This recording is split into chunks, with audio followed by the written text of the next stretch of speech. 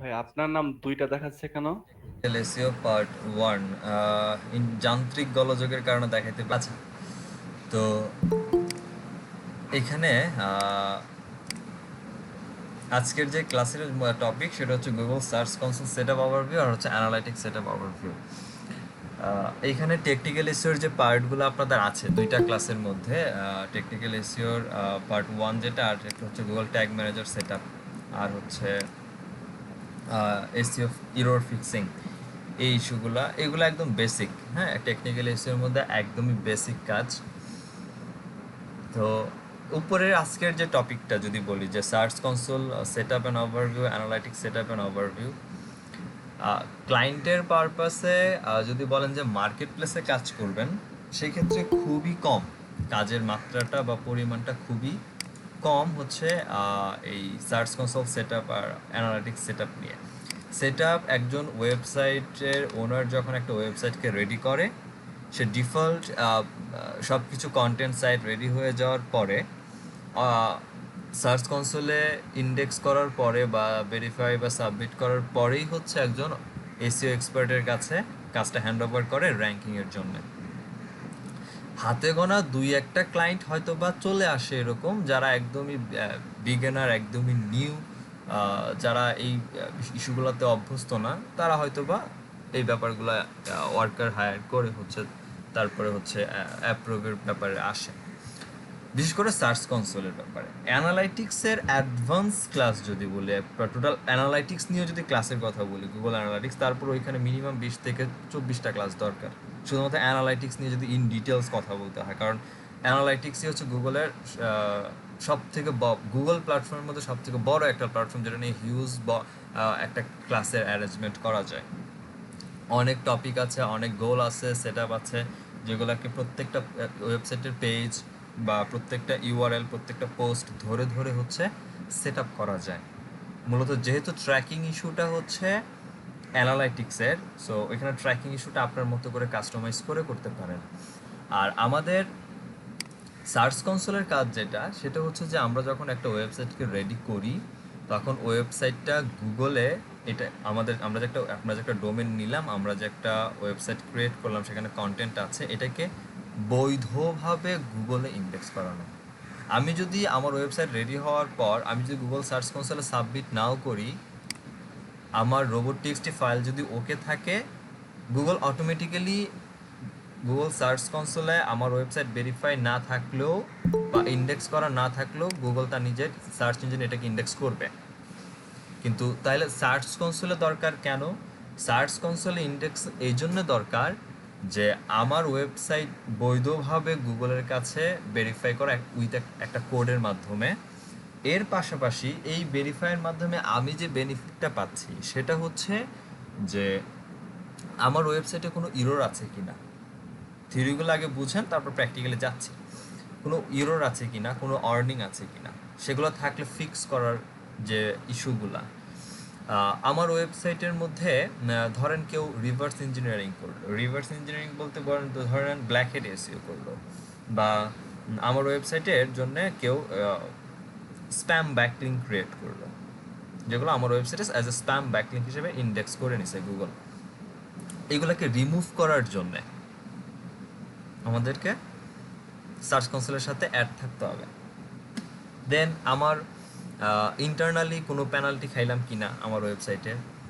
আমরা তো ওই যে একটা ওয়েবসাইটে ব্যাকলিঙ্ক কতগুলো আছে, এগুলো থার্ড পার্টি, যেগুলো আমার সাইটে অ্যাক্সেস নাই, সেগুলো আমরা টুলসের থ্রুতে দেখি। বাট আপনার যখন একটা সাইট গুগল সার্চ কনসোলের সাথে অ্যাটাচড থাকে, অ্যাপ্রুভ ভেরিফাই করা থাকে, তখন হচ্ছে অটোমেটিক্যালি আপনার ওই টুলসের দরকার হয় না। সার্চ কনসোল থেকে আমরা দেখতে পারি যে ইন্টারনাল এক্সটার্নাল কেমন লিঙ্কিং করা হয়েছে, কোন কোন জায়গা থেকে ব্যাকলিঙ্ক আসছে। তারপর ব্যাপারটা যদি এমন হয় যে আপনি আজকে একটা পোস্ট করলেন, বাট পোস্টটা যেটা গুগল যেটা করে 24 ঘন্টা পর পর রোবটস আপনার সাইটে আসবে এবং নতুন কোনো পোস্ট থাকলে সেটাকে ইন্ডেক্স করে নিয়ে যাবে, গুগল তার সার্পে ইন্ডেক্স করবে। তো 2 দিন 3 দিন হয়ে গেল, দেখতেছেন যে আপনার ওই পেজটা ইন্ডেক্স হচ্ছে না। এক্স্যাক্টলি কেন ইন্ডেক্স হচ্ছে না, কী সমস্যার জন্য ইন্ডেক্স হচ্ছে না, এই প্রবলেমটাও গুগল সার্চ কনসোল থেকে আমরা পাই। এবং আমরা গুগল সার্চ কনসোলে এই যে পেজটা বা পোস্টটা ইন্ডেক্স হচ্ছে না, এটাকে ইন্ডেক্স করানোর জন্য গুগলকে ফোর্স করতে পারি। এই ফোর্স করার জন্যে আমরা গুগল সার্চ কনসোল লাগে। এখন গুগল সার্চ কনসোল থেকে দেখতে পারি যে কোন কোন পেজ ইন্ডেক্স করা আছে। গুগল সার্চ কনসোল ছাড়াও দেখা যায় যে কোন কোন পেজ গুগল ইন্ডেক্স করছে। সেটা দেখার জন্য যেটা করতে হয়, সেই প্যারামিটারটা হচ্ছে আপনার ওয়েবসাইট যেটা, সেটা তার নামের আগে সাইট লিখে কোলনের পর আপনার যে ওয়েবসাইটের নাম যেটা, হ্যাঁ, .com পর্যন্ত, নট https আর www ডট কিছু ইউজ করার দরকার নাই, ডিরেক্টলি সাইটটা .com, সাইট নেম .com, আর এর আগে থাকবে সাইট কোলন। এইটা দিয়ে আপনি এন্টার দিলে দেখতে পারবেন যে আপনার সাইট টোটাল কতগুলা ইউআরএল গুগলে ইন্ডেক্স করতেছে, গুগলে ইন্ডেক্স হিসাবে আছে। তার মধ্যে আমার রুট ডোমেন বা মেইন ডোমেন যেটা, সেটা ইন্ডেক্স করা আছে। এটা গতকাল একটা পোস্ট করেছিলাম, এই পোস্টটা আমার ইন্ডেক্স করা আছে। আমার অথর ইন্ডেক্স করা আছে। এই যে এখানে একটা পোস্ট দেখেন, 10 apps for new Android mobile, এইটা। আর এই দেখেন ব্যাটারি ইজ আন্ডার কনস্ট্রাকশন, এই একটা ইউআরএল আর এই একটা ইউআরএল, এই দুইটার কোনো অস্তিত্ব আমার সাইটে নাই। আমি যদি এই পেজ, এটা ইন্ডেক্স করা আছে কিন্তু, বাট আমি যদি ভিজিট করি সাইটে, আমার ডিরেক্টলি 404 দেখাচ্ছে। আমার কোনো এই পেজে কোনো অস্তিত্বই আমার এই ওয়েবসাইটে নাই। তো এইটা কেন হইলো? এটা কারণ হচ্ছে, আমি যখন সাইটটাকে আমার সি প্যানেলে যখন একটা ওয়ার্ডপ্রেসের সিএমএসটাকে ইনস্টল দেই এই ডোমেনের মধ্যে, তখন আমি এটাকে আন্ডার কনস্ট্রাকশন মোডে নিতে দেরি করছিলাম, ওপেন ছিল। ওপেন থাকার কারণে তো একটা থিম যখন ডেপ্লয় করা হয়, তো আমরা তো একটা থিম, এখানে একটা ওয়েবসাইটে একটা থিম ডেপ্লয় করি, ওই থিমের ডেমো কন্টেন্ট থাকে। ডেমো কন্টেন্টগুলাই গুগল সার্চ কনসোল ইন্ডেক্স করা হয় না বা ভেরিফাই করি নাই, তার আগেই হচ্ছে গুগল নিয়ে নিছে। এটাকে এখন রিমুভ করতে হবে আবার। এই ভুলটা যেন না হয়, এগুলো আমার আলাদা ক্যাটাগরি আমার সাইটে, সেগুলো ঠিক আছে। আর আন্ডার কনস্ট্রাকশন একটা পেজ এখানে আসছে, এইটাকে রিমুভ করতে হবে। তবে দুইটা আমার পেজ অটোমেটিক চলে আসছে ইন্ডেক্সের মধ্যে, যেগুলো আমি চাই না, এগুলো হয়তো পরবর্তী রিমুভ করবো আমি। বাট আমরা গুগল সার্চ কনসোলের বাইরে এই প্যারামিটার থ্রুতে দেখতে পারি যে কোন কোন পেজ বা কতগুলো ইউআরএল ইন্ডেক্স আছে। এটা তো আমার সাইটের ব্যাপারে গেল। এখন আপনারা বলতে পারেন যে ভাই শুধু বাইরটা দেখায়, এটাই মনে হয় পারে, আর মনে কিছু পারে না, এই জন্য দেখায় না। আমি একটা অন্য সাইট দেখি, কি দেখি, ধরেন আমি দেখি গুগলেরই কতগুলো ইউআরএল ইন্ডেক্স করা আছে। আমরা গুগলে দেখতে চাই গুগলের কতগুলো পেজ ইন্ডেক্স করা আছে। সো google.com, গুগলের টোটাল এই পরিমাণ পেজ আছে যেগুলো ইন্ডেক্স করা আছে। এবং এখানে দেখেন সব হচ্ছে গুগলেরই প্রপার্টি। এখানে এমনও প্রপার্টি আছে যেসব প্রপার্টির নাম জীবন আপনারা শোনেনও নাই, বাট এগুলো সব গুগলের নিজস্ব প্রপার্টি এবং এগুলোর ভালো ভালো কাজ আছে। দেখেন গুগলের স্কেপ আপ একটা 3D মডেল সফটওয়্যার আছে, আপনি হয়তো বা জানতেন না। গুগলের ডেভেলপার একটাই আছে, গুগলের ফ্লাইটের একটা পেজ আছে। অ্যানালাইটিক্স আমরা দেখবো, ট্যাগ ম্যানেজারের এটা হচ্ছে গুগলের স্টোর। হ্যাঁ, গুগলের অ্যান্ড্রয়েড প্ল্যাটফর্ম আছে, গুগলের ট্রান্সলেট আছে, গুগলের ক্লাউড কম্পিউটার সিস্টেম আছে, যেটা কিনা ক্লাউড হোস্টিং বলা যায়। google.com তার নিজের যে মেইন ডোমেন সেটা আছে, এবং মেইন ডোমেন থ্রুতে এগুলো সব দেখেন সাব ডোমেন, কিন্তু translate.google.com, cloud.google সব কিন্তু গুগলের সাব ডোমেন ক্রিয়েট হয়েছে এখানে। এরকম টোটাল অনেক, এই কি পরিমাণ ইউআরএল আছে, গুগলে এই পরিমাণ ইউআরএল আছে। এবং গুগলের এখানে লোকাল ল্যাঙ্গুয়েজেও আছে, চাইনিজ ল্যাঙ্গুয়েজও গুগল আছে। যে কোনো ওয়েবসাইটের কতগুলো পেজ বা কোন কোন ইউআরএলগুলো ইন্ডেক্স আছে আমরা এখান থেকে দেখতে পারি। তো এখন মূল ক্লাসে যাই। ক্লাসটা হচ্ছে সেটা হচ্ছে যে আমাদের একটা ওয়েবসাইটকে গুগল সার্চ কনসোল আমরা কীভাবে সেট আপ করবো, এবং গুগল সার্চ কনসোলের বাকি যে ইনফোগুলো আছে সেগুলো কীভাবে দেখবো। মনে করেন যে আমরা আগে গুগল সার্চ কনসোলে যাই। নর্মালি এসে যদি সার্চ করেন গুগল সার্চ কনসোল লিখে এন্টার দিলে এখানে পেয়ে যাবেন। এইখান থেকে যে welcome to Google search console, এই যে ইউআরএলটা সেকেন্ডে পজিশনে আছে, এটাতে ক্লিক করলে আমরা গুগলের সার্চ কনসোল অপশনে চলে আসবো। এটা হচ্ছে সেই ইউআরএলটা, ঠিক আছে? তো ইউআরএলটা আমি আগে আপনাদের দিয়ে নেই, রেখে দেন।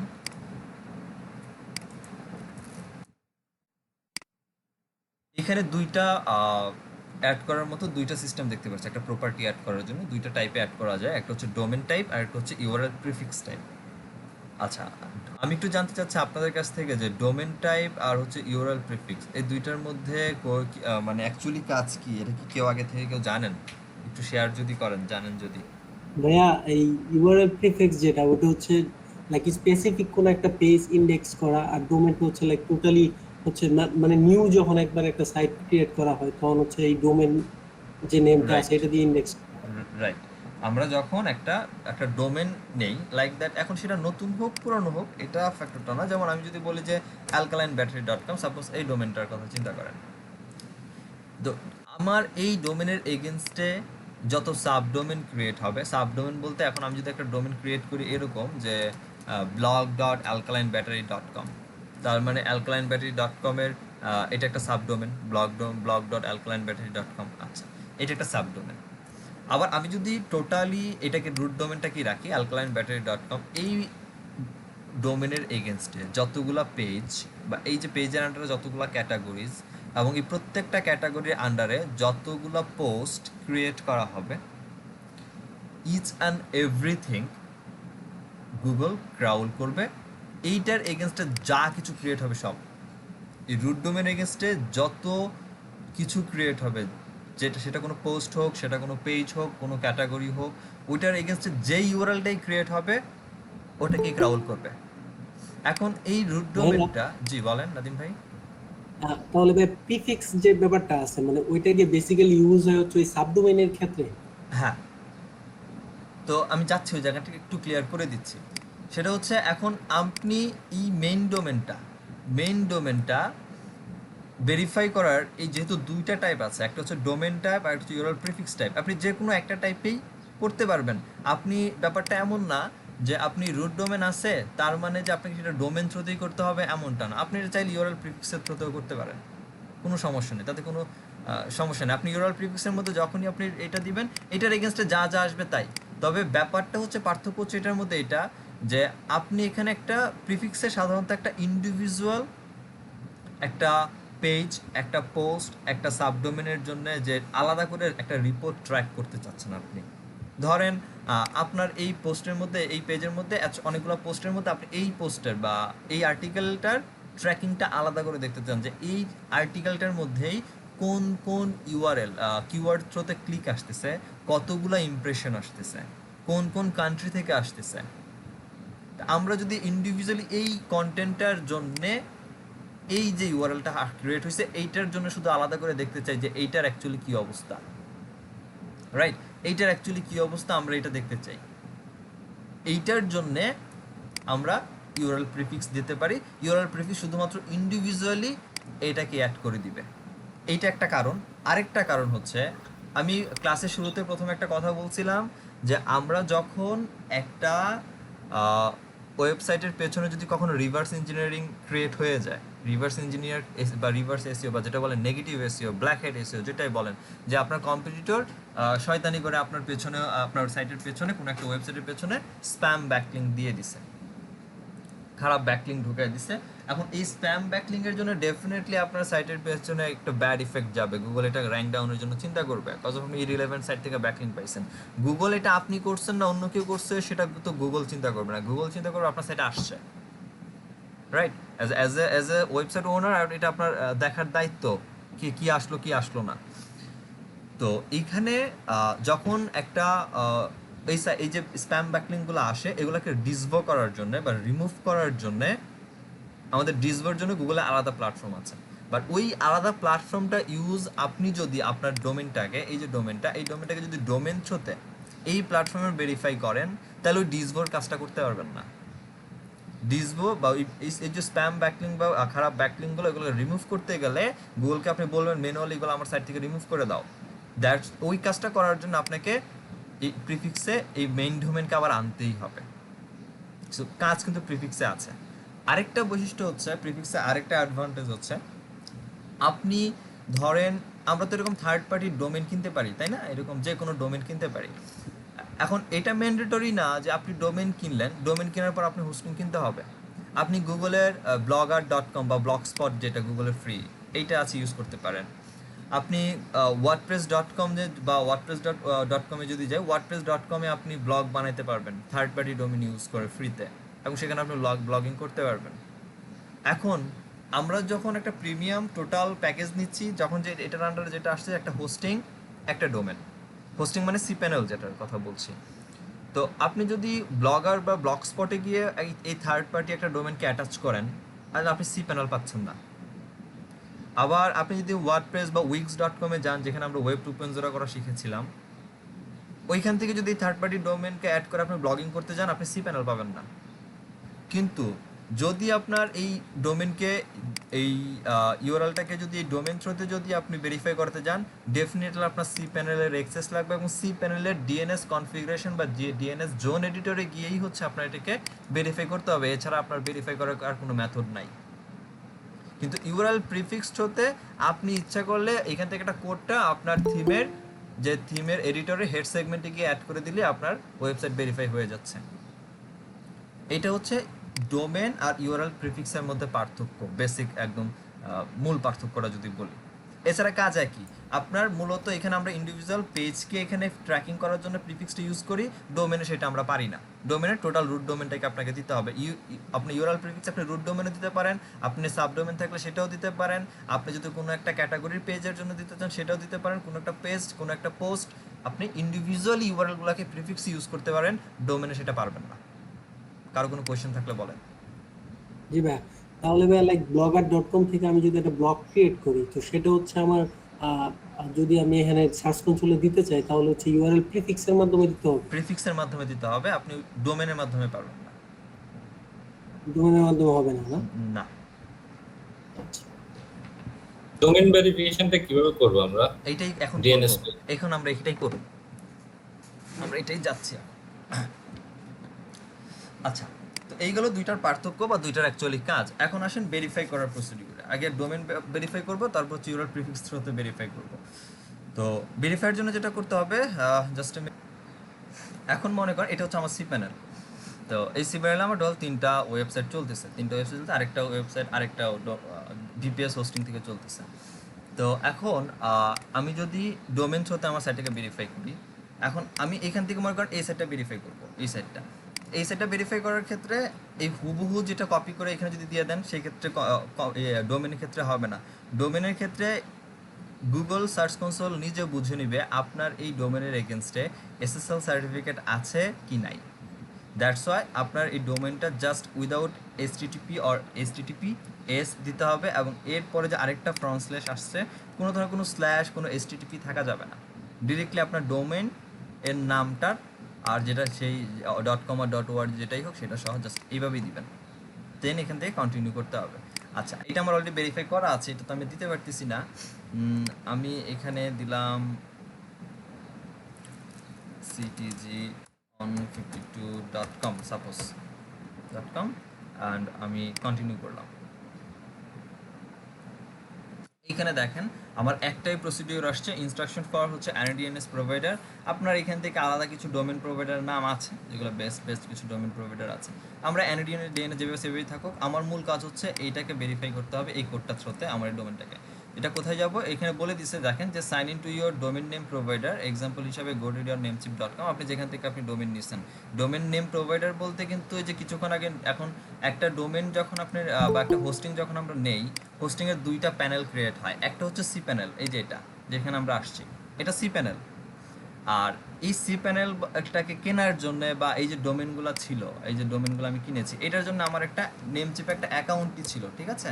যে অ্যাকাউন্ট হতে আমি এটাকে এগুলোকে কন্ট্রোল করতে পারতেছিলাম। আমি যদি একটু ড্যাশবোর্ডে আসি,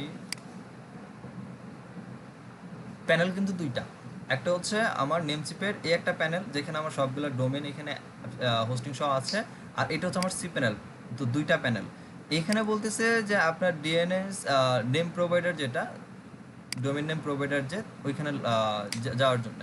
তো ডোমেন নেম প্রোভাইডার কথার মধ্যে একটা পার্থক্য আছে, এখানে একটা দুই ধরনের কথা আসে। এখন মনে করেন যে আপনার ডোমেনটা নিচ্ছেন নেমচিপ থেকে, ফাইন, এই যে নেমচিপ থেকে আমার ডোমেন নেওয়া আছে, ভালো কথা। কিন্তু আপনার হোস্টিংটা নেমচিপ থেকে না, হোস্টিংটা আপনি অন্য একটা কোম্পানির থেকে ইউজ করতেছেন। মূল কাজটা কিন্তু আমার হোস্টিংয়ে, আর হোস্টিং থ্রুতে যেটা ক্রিয়েট হয় সেটা হচ্ছে সি প্যানেল। মূল কাজটা আমার সি প্যানেলে। দ্যাট মিনস আপনার সি প্যানেলটা যেই প্রোভাইডার থেকে চলতেছে, বা আপনার সি প্যানেলের যে অ্যাক্সেস, আপনি মূলত সি প্যানেলে যাবেন। এখানে কথা দুই রকম আসে। যে আপনি ডোমেন নেম প্রোভাইডারে যান, ডোমেন নেম প্রোভাইডার নেম চিপে আমি এসে কই ইউজ করবো? আমার ডোমেন নেমে এসে তো আমার ইউজ করার কিছু নাই এখানে। ডোমেন নেমে যেটা ইউজ করতে হয় সেটা হচ্ছে নেম সার্ভার। নেম সার্ভার হচ্ছে এই যে সি প্যানেলটা ক্রিয়েট করা হয়েছে যে হোস্টিং সার্ভার থেকে, এই সার্ভারের একটা আলাদা নেম সার্ভার থাকে। নেম সার্ভারটা হচ্ছে আপনার ডোমেনের সাথে অ্যাড করতে হয়। আর এই যে ভেরিফাইয়ের ক্ষেত্রে যে কোডটা আছে এটা আমার এই সি প্যানেলে এসে, দ্যাট মিনস যার কাছ থেকে আমি হোস্টিং ইউজ করতেছি তার প্যানেলে এসে আমাকে এটা ইউজ করতে হবে। তো আমার এখানে এই কোডটা পাইলাম, ফাইন। আমরা এখান থেকে চলে যাব হচ্ছে, যেহেতু আমাকে কপি করতে বলছে টিএক্সটি রেকর্ডে এবং ডিএনএস কনফিগারেশনে করতে বলছে এবং এই নামে অ্যাড করতে বলছে citizen152.com। সি প্যানেলে লগ ইন করেন। সি প্যানেলে লগ ইন করার পরে একটু খুঁজে বের করেন ডোমেনের মধ্যে জোন এডিটর বা ডিএনএস যেটা আছে, ঠিক আছে? লোগো থাকবে ডিএনএস আর হচ্ছে জোন এডিটর। এটা এক এক জায়গায় থাকতে পারে, একটু খুঁজে দেখবেন কোথায় আছে। তো জোন এডিটরে ক্লিক করি। জোন এডিটরে ক্লিক করার পরে আপনার যতগুলো ডোমেন এখানে থাকবে অ্যাড করা, সেগুলো অ্যাড অন ডোমেন থ্রুতে হোক বা আপনার প্রাইমারি ডোমেন থ্রুতে হোক, যে ডোমেনটা থাকবে ডোমেনটা এইভাবে পেয়ে যাবেন, লিস্টগুলো পাবেন আপনার যেটাই ডোমেন হোক না কেন। তো এইখান থেকে ডিরেক্টলি আপনার যে ডোমেনটা, ধরুন আমার যদি এই ডোমেনটা হয় যেটা আমি এখানে দিছি অ্যাড করার জন্য সাপোজ, তো এটা আমার এই ডোমেনটা, সো এই যে ডোমেনটা থাকবে এই ডোমেনে ডিরেক্টলি ম্যানেজে চলে আসবো। তো এখানে ম্যানেজে আসার পর এখানে আর কোথাও হাত দেওয়া দরকার নেই। এখানে যেগুলো যে ফাইলগুলো যে ব্যবস্থা থাকুক এখানে হাত দেওয়া দরকার নেই। এই যে এখানে অ্যাড রেকর্ড অপশনটা আছে, অ্যাড রেকর্ডে ক্লিক করলাম। অ্যাড রেকর্ডে ক্লিক করার পর এখানে আসতে হচ্ছে valid zone name, valid zone name. তো এইখানে জোন নেমটা হচ্ছে এই যে এটা হচ্ছে আমার জোন নেম। এটাকে কপি করে পেস্ট করে দিলাম, ফাইন। আমার এই কোডটাকে হচ্ছে আমাকে বসাতে হবে। সো কোডটা কপি করলাম এবং এখানে বলছে দেখেন কপি দ্য টিএক্সটি রেকর্ড, টিএক্সটিতে রেকর্ড করতে বলতেছে। সো এই যে টাইপ আছে, টাইপ হচ্ছে এই টাইপটাকে আমরা টিএক্সটি করে দিব। এখানে টিএক্সটি করে দেওয়ার পর আমার যে কোডটা ছিল এই কোডটা এখানে টিএক্সটিতে এখানে পেস্ট করে দিয়ে অ্যাড রেকর্ডে ক্লিক করব। অ্যাড রেকর্ডে ক্লিক করার পর অটোমেটিক্যালি এখানে এই আশেপাশে হচ্ছে এখানে বা যেখানে হোক উপরের সেগমেন্টে এই যে কোনো একটা জায়গাতে সাকসেসফুলি অ্যাডেড কথাটা লেখা উঠবে আপনার। এবং সাকসেসফুলি অ্যাডেড কথাটা লেখার পর আমি এটা ক্যান্সেল করলাম, একটা রিলোড দেন। রিলোড দেওয়ার পর নিচের দিকে, একদমই নিচের দিকে দেখবেন যে এই যে আপনার টিএক্সটি রেকর্ডের মধ্যে গুগলের যে ভেরিফাই কোডটা ছিল এই কোডটা এখানে সাবমিট হয়ে গেছে বা চলে আসছে। এইটা যখন আপনি কনফার্ম হবেন যে এখানে অ্যাড হয়েছে, তখনই আপনি এসে এখানে ভেরিফাই ক্লিক করবেন। আচ্ছা, এখন একটা ব্যাপার এখানে আছে, যেমন আমি এখানে স্ক্রল করলাম, স্ক্রল করে পেয়ে গেলাম এখানে। কারণ আপনি অ্যাড করছেন, উপরে লেখা আসছে এখানে সাকসেসফুলি অ্যাডেড, বাট স্ক্রল করে দেখতেছেন এখানে নাই। এখানে 2-3 বার আপনি কি বলে এটাকে রিলোড দিয়েছেন বা 2 বার করে সেভ দিয়েছেন, বাট এখানে পাচ্ছেন না। যদি না পান, এই যে টিএক্সটি এখানে ফিল্টারের অপশন আছে, ফিল্টার থেকে টিএক্সটি এর মধ্যে ক্লিক করে দেখবেন যে অ্যাকচুয়ালি পান কিনা। যেমন এখানে আমার এটা আছে, পাচ্ছি। আমি যদি একটু এটা কেন দেখালাম, এটার যদি একটু আসল উদ্দেশ্য দেখায়, যেমন আমি এই ডোমেনটাতে একটা আসি, আমি কালকে রাত্রে প্রবলেমটা পাইছি বিধায় বলি। আমার এইখানে যদি আসি, দেখেন কোথাও গুগলের সার্ভারটার যে কোডটা নাই এই ডোমেনটার ক্ষেত্রে। আমি যে alkalinebattery.com আসছি, যে alkalinebattery.com-এ টাইপ টিএক্সটির মধ্যে যে যতগুলো আছে দেখেন গুগলের যে ভেরিফিকেশন কোডটা নাই, এখানে দেখাচ্ছে না আমার সি প্যানেলে, কোথাও নাই। একটু যদি খেয়াল করেন কোথাও নাই। এই যে সবগুলো সব টিএক্সটি ফরম্যাট, এই যে টিএক্সটি ফরম্যাট, এই যে এটাও টিএক্সটি ফরম্যাট, এটা পাথ, এটা টিএক্সটি ফরম্যাট, এটা না, একটা টিএক্সটি ফরম্যাট। এই টিএক্সটি ফরম্যাটগুলোর মধ্যে আমার কোডটা নাই। কিন্তু আমি যদি এখান থেকে নর্মালি টিএক্সটিতে ক্লিক করি, আমার নিচের দিকে দেখেন এই যে গুগলের alkalinebattery.com-এ আমার গুগলের কোডটা আছে। সো যদি না পান ওইখানে, যেমন আগের ডোমেনে রিলোড দিয়ে নিচের দিকে আসার পরে আমি পেয়ে গেছি এভাবে, বাট এইটার মধ্যে অলের থেকে আমি পাই নাই, আমি আলাদা করে ফিল্টার টিএক্সটিতে আসতে হয়েছে। যদি না পান এই এসে দেখবেন যে এখানে আছে কিনা। তো এটা কনফার্ম হওয়ার পরেই হচ্ছে আপনি এখানে ভেরিফাই ক্লিক করবেন। এখন ভেরিফাইয়ের আরেকটা উপায় আছে। এখন মনে করেন কিছু ক্লায়েন্ট আছে এরকম যে এই সাইটটা এই হোস্টিং থেকে চলতেছে, খুবই ভালো কথা, হোস্টিং আমার এটাই, আর এই হোস্টিংয়ের একটা নেম সার্ভার আছে, এটাও ভালো কথা, কিন্তু এই হোস্টিংটাকে আমি প্রক্সি করে ফেলি। প্রক্সি করা যায়, প্রক্সি বলতে আমি এটাকে ক্লাউড ফ্লায়ার থ্রুতে চালাবো। আমি এইটার যে নেম সার্ভার, এই নেম সার্ভারে চালাবো না, আমি এটাকে ক্লাউড ফ্লায়ার থ্রুতে চালাবো।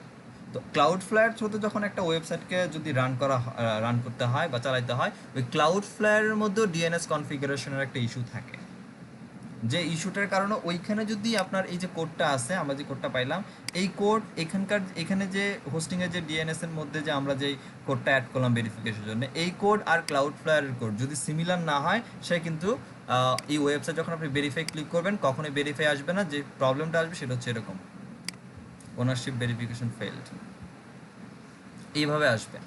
ঠিক আছে, তো আমি দেখাই ক্লাউড ফ্লায়ারে যাই। যদি কারো ওয়েবসাইট, কোনো ক্লায়েন্টের বা আপনাদের ওয়েবসাইট যদি কাজ করতে গিয়ে দেখেন হচ্ছে না, সেক্ষেত্রে ক্লাউড ফ্লায়ারে ক্লায়েন্টকে জিজ্ঞেস করে নেবেন যে সাইটকে ক্লাউড ফ্লায়ারে আছে কিনা।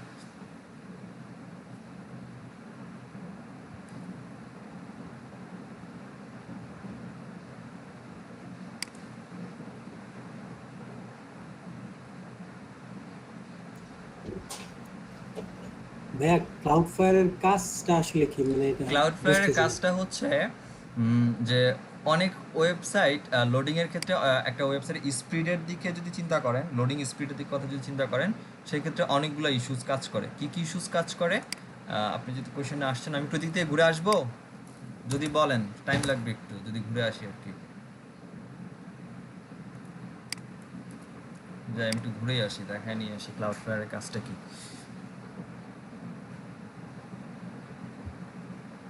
এই হচ্ছে আমার ওয়েবসাইটের টোটাল স্পিডের অবস্থা। হ্যাঁ, আমার ওয়েবসাইটের স্পিড, টোটাল ওয়েবসাইট লোড হতে সময় লাগতেছে হচ্ছে 1.18 সেকেন্ড। আমার এই ওয়েবসাইটটা 1.18 সেকেন্ডে লোড হচ্ছে। আচ্ছা, এই লোডিংয়ের ইস্যুটা ক্লাউড ফ্লায়ার অনেকটা রিডিউস করে।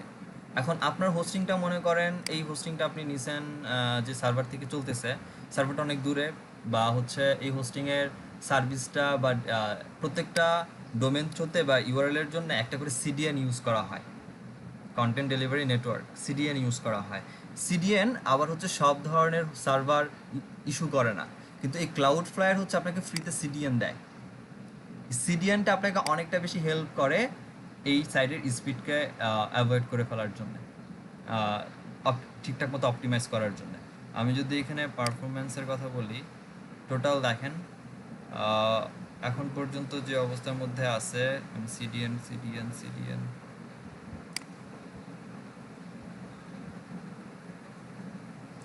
এই যে সিএসএস গুলোকে মিনিফাই করা, অতিরিক্ত জাভা স্ক্রিপ্টের ফাইলগুলো থাকে, কিছু লেজি লোড ইমেজ থাকে। লেজি লোড ইমেজ বলতে ইমেজের সাইজ অনেক বড়, যে অবশ্যই যখন একটা ইমেজের সাইজ বেশি বড় হবে তখন ওই পেজটা লোড হতে বেশি সময় লাগবে।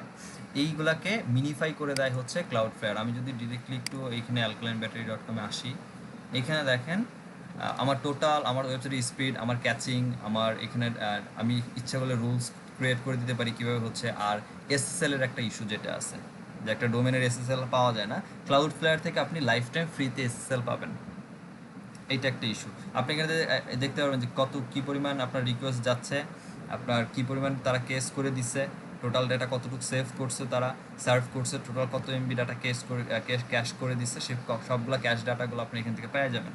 আর আমরা যেটা ডিএনএসের যে ব্যাপারটা আসছিলাম, আমাকে একটু ডিএনএসে আসি। একটা সাইটকে যখন অ্যাড করা হয় ইয়েতে ক্লাউড ফ্লায়ারের মধ্যে, তখন এই দেখেন আমার এই যে নেম সার্ভার যেটা ছিল cPanel-এর, এই যে এটা এখানে যা যা ছিল alkalinebattery.com-এর, আমি অলে আসি একটু, যেখানে যে সকল সবগুলো ডেটা ছিল সবগুলো দেখেন আমার এখানে আছে, এবং এগুলো সবগুলো কি করা, প্রক্সি করা আছে। প্রক্সি বলতে আমার একজন ইউজার যদি আমার সাইটে ভিজিট করতে আসে, এই সাইটটা আগে ক্লাউড ফ্লায়ার থ্রুতে লোড হয়ে, ক্লাউড ফ্লায়ার করবে কি, আমার এই প্যানেলে, এই যে হোস্টিং প্যানেলে বা এখানে এই যে আমার cPanel-এ যে ফাইলগুলো আছে, এই সকল ফাইলগুলোকে লোডিং করে আমার ইউজারের সামনে দিবে। ঠিক আছে, এইখানে এসে দেখেন, আমি যদি এইটা হচ্ছে দেখেন, আর নেমশিপ আমি যখন ক্লাউড ফ্লায়ারের সাথে যখন একটা সাইটকে অ্যাড করি, তখন একটা আলাদা নেম সার্ভার ক্লাউড হোস্ট হচ্ছে বা ক্লাউড ফ্লায়ার হচ্ছে প্রোভাইড করে, এইটাকে তখন হচ্ছে আমাদের ডোমেনের মধ্যে নেম সার্ভারে অ্যাড করতে হয়। আমি যদি একটু এইখানে দেখি, এইখানে দেখেন এই যে গুগল ভেরিফাই সাইটের একটা ভেরিফিকেশন কোড আছে, আমি যদি ক্লিক করি, এই যে কোড, এই কোডটা এইখানে যে ডিএনএস এ যদি আপনার একই সাইট যদি ক্লাউড ফ্লায়ার এবং হোস্টিং দুটোর সাথে অ্যাটাচড করা থাকে, সেই ক্ষেত্রে আপনার এই যে এখানে আপনার যে ভেরিফিকেশন কোড যেটা থাকবে গুগলের, এইটা এই কোড, এখানের কোড আর এইখানের কোডটা সেম হইতে হবে। যদি সেম না হয় সেই ক্ষেত্রে এখানে আপনার সাইট ভেরিফাই হবে না। আমি দুইটাই দেখায় দিলাম, অনেক সময় ক্লায়েন্টের এটা থাকে। বলেন। হ্যাঁ, মানে আপনি যে প্রসেসটা দেখাইলেন সেটা হচ্ছে যদি ক্লাউডফায়ারের সাইটটা যে হচ্ছে মানে মডিফাই যে ব্যাপারগুলো আছে ওটা করা থাকে তাহলে হচ্ছে এভাবে করতে হয়, আর আদারওয়াইজ ওইভাবে হয়ে যায়। তা না, হ্যাঁ, আদারওয়াইজ জাস্ট সি প্যানেল থেকে করে নিলেই হয়ে যাচ্ছে যদি থাকে এখানে। হ্যাঁ, কারণ এখন বর্তমানে অনেকেই ক্লাউডফ্লায়ারের সাথে ওয়েবসাইটকে হোস্ট করায় দিচ্ছে, তো ভাই ইস্যুটা এটা কি আসতেই ফ্রি পারে। To play? এটা ফ্রিতে, ফ্রি পেড দুইটাই আছে এর ভার্সন। এই ফ্রিতে আমি যেগুলো সবগুলো ফ্রিতে ফ্রিতে। আমাদের যে হ্যাঁ, সবগুলো ফ্রিতে আছে। এগুলো কি হচ্ছে ভাই আপনি প্রক্সি করে নিছেন, এই যে এখানে যে হ্যাঁ, প্রক্সি দেখাচ্ছে? এগুলো প্রক্সিড করে নিতে হয় বলতে এখানে যখন আমরা একটা সাইটকে অ্যাড করব, যখন আমরা একটা সাইটকে অ্যাড করতে যাব, অটোমেটিক্যালি যখন সাইটের নাম দিবেন সে অটোমেটিক আপনার এই যে হোস্টিং এর যে যত কিছু আছে সবার সাথে অটোমেটিক প্রক্সি করে নিবে। আপনি শুধুমাত্র এগুলোকে অ্যালাউ করে কিছু কনফিগারেশন আছে, কনফিগারেশনগুলোকে সেট আপ করে নেবেন। ক্লাউডফ্লায়ারে কীভাবে একটা ওয়েবসাইটকে অ্যাড করতে হয় ইউটিউবে অনেক টিউটোরিয়াল আছে, একটু দেখেন, অনেক ইজি ভাই টিউটোরিয়াল আছে। বেসিক্যালি এটার পারপাস হচ্ছে স্পিডটা বাড়াই দিচ্ছে সাইডে। স্পিডটা বাড়াচ্ছে, আমার ফায়ারওয়াল দিচ্ছে, অ্যাটাকারদের ডিডোস অ্যাটাক বা হ্যাকারদের অ্যাটাক থেকে আমার সাইটকে ঠিকঠাক করার জন্য আমার ওয়েবসাইটে স্পিড করতেছে, আমার ওয়েবসাইটে যে আনইউজড ফাইলগুলো আছে জাভাস্ক্রিপ্ট সিএস এগুলোকে মিনিফাই করে দিচ্ছে। হ্যাঁ, ইউজারের সাইটে একটা কুকিজ ধরে রাখতেছে, যে কারণে আমার ওয়েবসাইটকে ফার্স্ট লোডিংয়ের জন্য হেল্প করতেছে। এই প্রত্যেকটা কাজই হচ্ছে ক্লাউডফ্লায়ার করে। এখানে প্রত্যেকটা অপশন আছে, যে firewall, access, spread, caching, worker rules, network traffic কেমন আছে, স্ট্রিম, এগুলো একটু একটু ঘাটলে ইন ডিটেলসলে আর একটু পেয়ে যাবেন এখানে। এটা প্রিমিয়াম ভার্সন আছে, সমস্যা নেই, এটা দেখতে পারেন। আচ্ছা, যাই হোক, তো এখান থেকে এটা গেল হচ্ছে আমার এখানে সব কিছু কনফার্ম হয়ে যাওয়ার পরে আমি এটা প্রপার্টিটা রিমুভ করি এখন এখানে। যদি যেমন আমার এটা ধরেন এখানে সি প্যানেলে অ্যাড করা আছে, রাইট? আমি যদি এখন এটাকে আমি আমার যে মেন যে সাইটটা ছিল এই সাইটটাকে যদি এখন এখানে দেই, যেহেতু আমি অ্যাড করেছি, তাহলে ব্যাপারটা যেভাবে আসবে, এখানে কমপ্লিট হয়ে যাওয়ার পরে, এখানে অ্যাড করা হয়ে যাওয়ার পরে সি প্যানেলে আপনি দেওয়ার পর এরকম ভেরিফাই চলে আসবে। ভেরিফাই হয়ে যাওয়ার পর আপনি ডিরেক্টলি গো টু প্রপার্টি দিয়ে দেন, আমার স্যার ভেরিফাইড, এইভাবেই আসবে ডিরেক্টলি যে processing data check again in a days or so. এখানে একটা সাইটকে ভেরিফাই করার পর মিনিমাম 1 উইকের মতো টাইম লাগে। আমি গতকালকে রাত্রে এটাকে ভেরিফাই করছি এখানে, তো 1 সপ্তাহের মতো সময় লাগে। 1 সপ্তাহ পরে হচ্ছে আপনি এখানে এসে দেখতে পারবেন। আচ্ছা, এখন এই সার্চ কনসোলে ভেরিফাই করার পরে আমার কাজ শেষ না, এটা গেল ভেরিফাই করার পর আমাদের ওয়েবসাইটের এগেনস্টে একটা করে সাইট ম্যাপ আর রোবোটিক্সটি ফাইল জেনারেট হয়। এটা আমি দেখাইছিলাম, সাইট ম্যাপ আর রোবোটিক্সটি ফাইল। সাইট ম্যাপ দেখতে গেলে একটা আমাদের মূল যে ওয়েবসাইটের শেষে যদি ওয়েবসাইট ওয়ার্ডপ্রেসের হয় এবং ওয়েবসাইটে আপনি ইয়োস্ট এসইও প্লাগইন ইউজ করেন এবং ইয়োস্ট এসইও প্লাগইন থ্রুতে যদি আপনার সাইট ম্যাপ ক্রিয়েট করা থাকে, সেই ক্ষেত্রে আপনার প্যারামিটার হচ্ছে সাইট ম্যাপ। আগে ছিল যেটা সাইট ম্যাপ ডট এক্সএমএল, আগে এইটাই ছিল ইউআরএল, বাট এখন ইয়োস্ট এসইও চেঞ্জ করেছে, এটাতে আর আসে না। এখন হচ্ছে sitemap underscore index dot XML, এটা হচ্ছে এখন ইউআরএল বা প্যারামিটার। এন্টার দেই,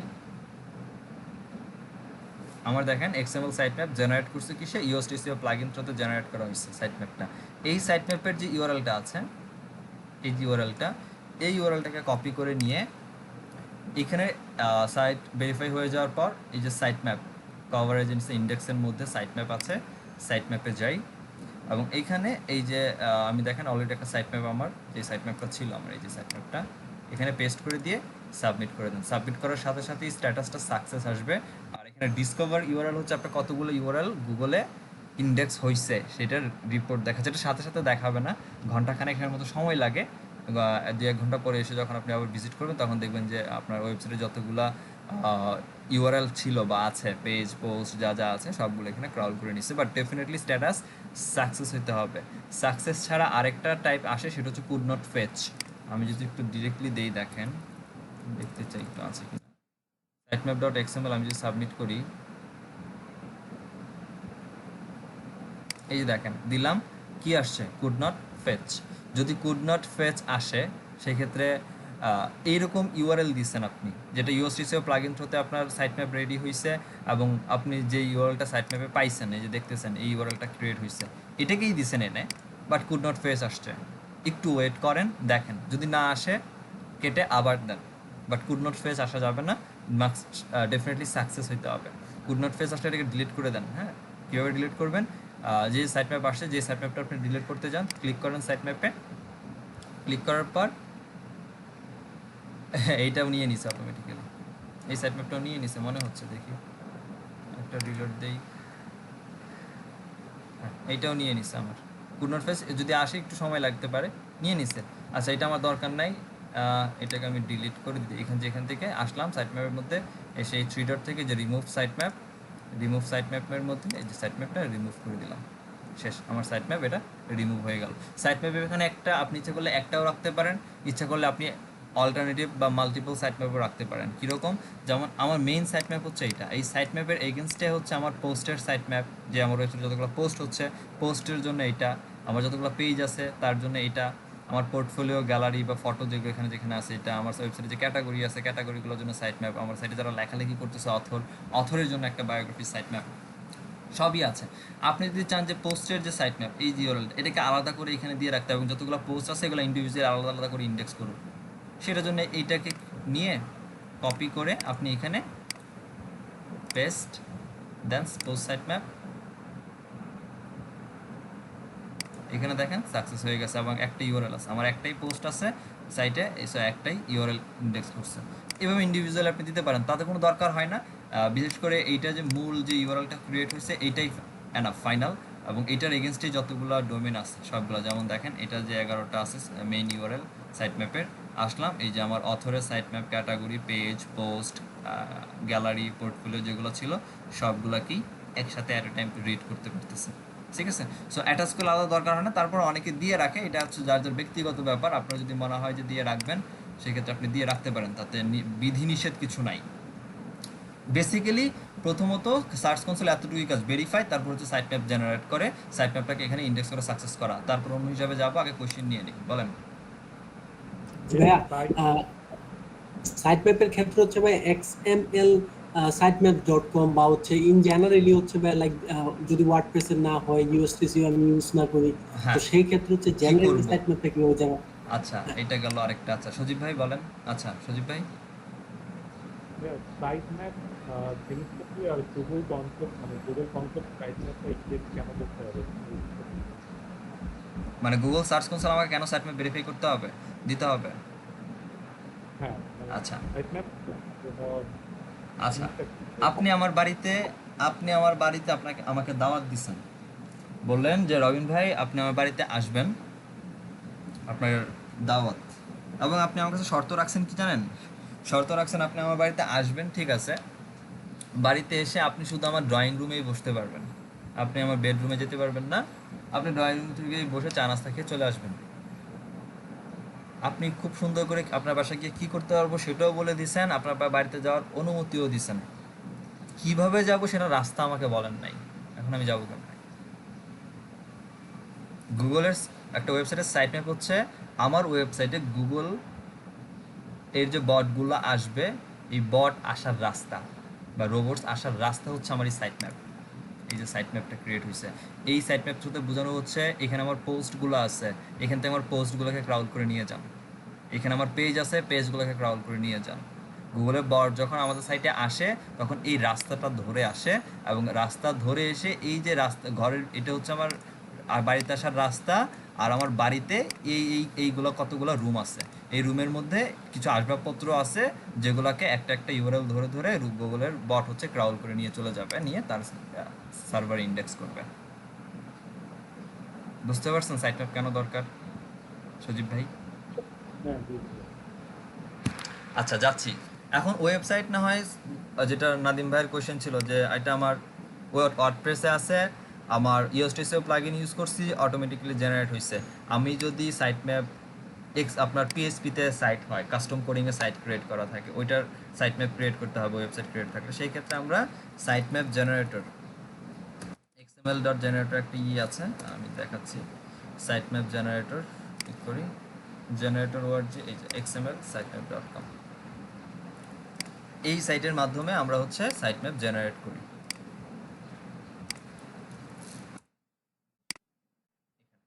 আমি যদি এখানে আমার ইউআরএলটা দিয়ে দেই, এটা হচ্ছে মেইন ডোমেন তো আমার, ইউআরএলটাকে জাস্ট দিয়ে দিলাম। এটার জন্য আমি, এটা ধরেন আমার ওয়ার্ডপ্রেসের না, এটা আমার এখন পিএইচপিতে সাইট, তো সাইট ম্যাপ দিলাম অ্যান্ড স্টার্ট করলাম। সবগুলোকে ক্রাউল করে করে সে আমার জন্য সাইট ম্যাপ ক্রিয়েট করতেছে। অথর পেজ যা যা ছিল সবগুলোকে নিচে এই যে view sitemap detail click করলাম। এইখানে দেখেন আমার সাইট ম্যাপের যতগুলো ইউআরএল ছিল প্রত্যেকটাকে নিচে, যা যা ছিল প্রত্যেককে নিচে নিয়ে টোটালি আমার এই যে আমার সাইট ম্যাপের ফাইলটাকে দিয়ে দিছে। সাইট ম্যাপের ফাইলটাকে নিলাম, এই হচ্ছে আমার এক্সএমএল সাইট ম্যাপ ফাইল। এটা কোথায় আছে একটু দেখে নিই, দাঁড়ান। আচ্ছা, এই হচ্ছে সাইট ম্যাপের এক্সএমএল ডকুমেন্ট আমার ডাউনলোড হয়েছে, ক্রিয়েট করলাম। এই সাইট ম্যাপটাকে আমাদের এই সি প্যানেলে আসার পর, আমি একটু সি প্যানেল আবার যাই, যদি সাইট যদি আপনাদের পিএইচপিতে হয়, সাইট ম্যাপ জেনারেট করতে হবে, এই সাইট থেকে করলাম, করার পর ফাইলটাকে ডাউনলোড করলাম। আমরা এখান থেকে ওই যে এই যে দেন ওপেন, এই যে দেখেন এটাকে ডাউনলোড করার পর এটাকে হচ্ছে রুট ফোল্ডারে হচ্ছে আমার আপলোড করতে বলতেছে। দেন হচ্ছে আমার সার্চ কী বলে সার্চ কনসোলে দেওয়ার পরে যাওয়ার পরে হচ্ছে সাইট ম্যাপের ইউআরএলটা দিতে বলতেছেন। সাইট ম্যাপের ইউআরএলটা কি সেটা পরে বলবো, যাচ্ছি। আর এখানে কিছু কথা নাই, সব বলা হয়ে গেছে। ভিউ হচ্ছে এক্সএমএল সাইট ম্যাপে যদি ক্লিক করি, টোটাল আমার এই যে সাইটটা alkaline-battery.com এর থ্রুতে এই যে আমার সাইট ম্যাপটা থার্ড পার্টি সাইট থেকে এই যে আমার সাইট ম্যাপ ক্রিয়েট হচ্ছে। এখন এই সাইট ম্যাপটাকে এই সি প্যানেলে আসলাম, আসার পর যেটা ডাউনলোড করলাম আর কি, এই যে এখান থেকে যে ডাউনলোড করেছিলাম, যে ডাউনলোড করার পর ফাইলটা ডাউনলোড হইলো, এটাকে ফাইল ম্যানেজারে যাই, সি প্যানেলের ফাইল ম্যানেজার, এবং ফাইল ম্যানেজারের মধ্যে থেকে আপনার ওয়েবসাইটটা যেখানে আছে, যদি আপনার একটা হোস্টিং থেকে একটাই ডোমেন থাকে সেক্ষেত্রে ডেফিনেটলি সব ফাইল হচ্ছে public_html এর মধ্যে থাকবে। তো public_html এর মধ্যে এই যে এখানে সব ডেটা আছে, ঠিক আছে, এখানে পাবেন। আদারওয়াইজ এখানে এসে আপনাকে হচ্ছে এই যে এক্সএমএল সাইট ম্যাপটাকে এখানে হচ্ছে আপলোড করে দিতে হবে, যেখানে আপলোড করে দিলে হয়ে যাবে। আপলোডটা যদি আমি একটু দেখাই, আমি এখানে করবো না, আমার করা আছে একটা থার্ড পার্টির এক্সএমএল ফাইল, আমি দেখাচ্ছি একটু। এই যে এই একটা ডোমেন যেটা আমার হেলথ সাইটের, এটা আমার ডোমেন। এখানে robots.txt ফাইল আর হচ্ছে সাইট ম্যাপ ফাইল আলাদা করে দেওয়া আছে। আমি যদি এই যে এই ফাইলটা হচ্ছে সেই এক্সএমএল সাইট ফাইল আমি আলাদা করে রেডি করে রাখছিলাম। আমার এখানে সাইট ম্যাপ দুই রকমের হয়, দেখেন দেখাই, makehealthworld.com sitemap_xml,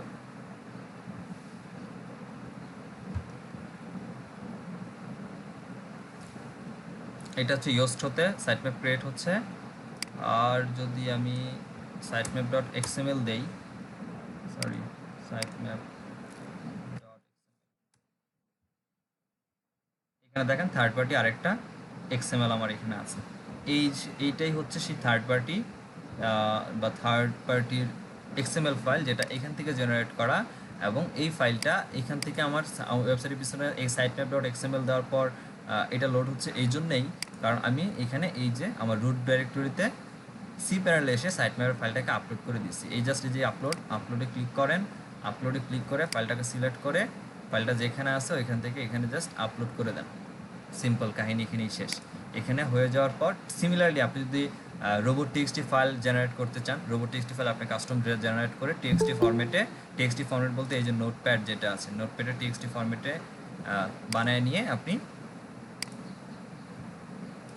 অ্যাড করে দিবেন হচ্ছে আপনার রুট ডাইরেক্টরিতে। সেক্ষেত্রে আপনার robots.txt ফাইলটাও জেনারেট হবে, কারণ robots.txt ফাইল একটা ওয়েবসাইট যখন নিউ একটা ওয়েবসাইট ক্রিয়েট করা হয় তখন robots.txt ফাইলটা হচ্ছে এগুলো সবই টেকনিক্যাল ইস্যুর কাজ, কিন্তু এরকম থাকে দেখতে, ঠিক আছে। এটা হচ্ছে ডিফল্ট, বাই ডিফল্ট প্রত্যেকটা ওয়েবসাইটে robots.txt ফাইল দেখতে থাকে এরকম।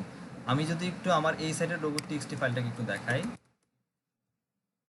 এই সাইটটাকে একটু দেখাই robot.txt ফাইলটাকে, এখানে দেখেন আমার robots.txt ফাইল হচ্ছে এটা।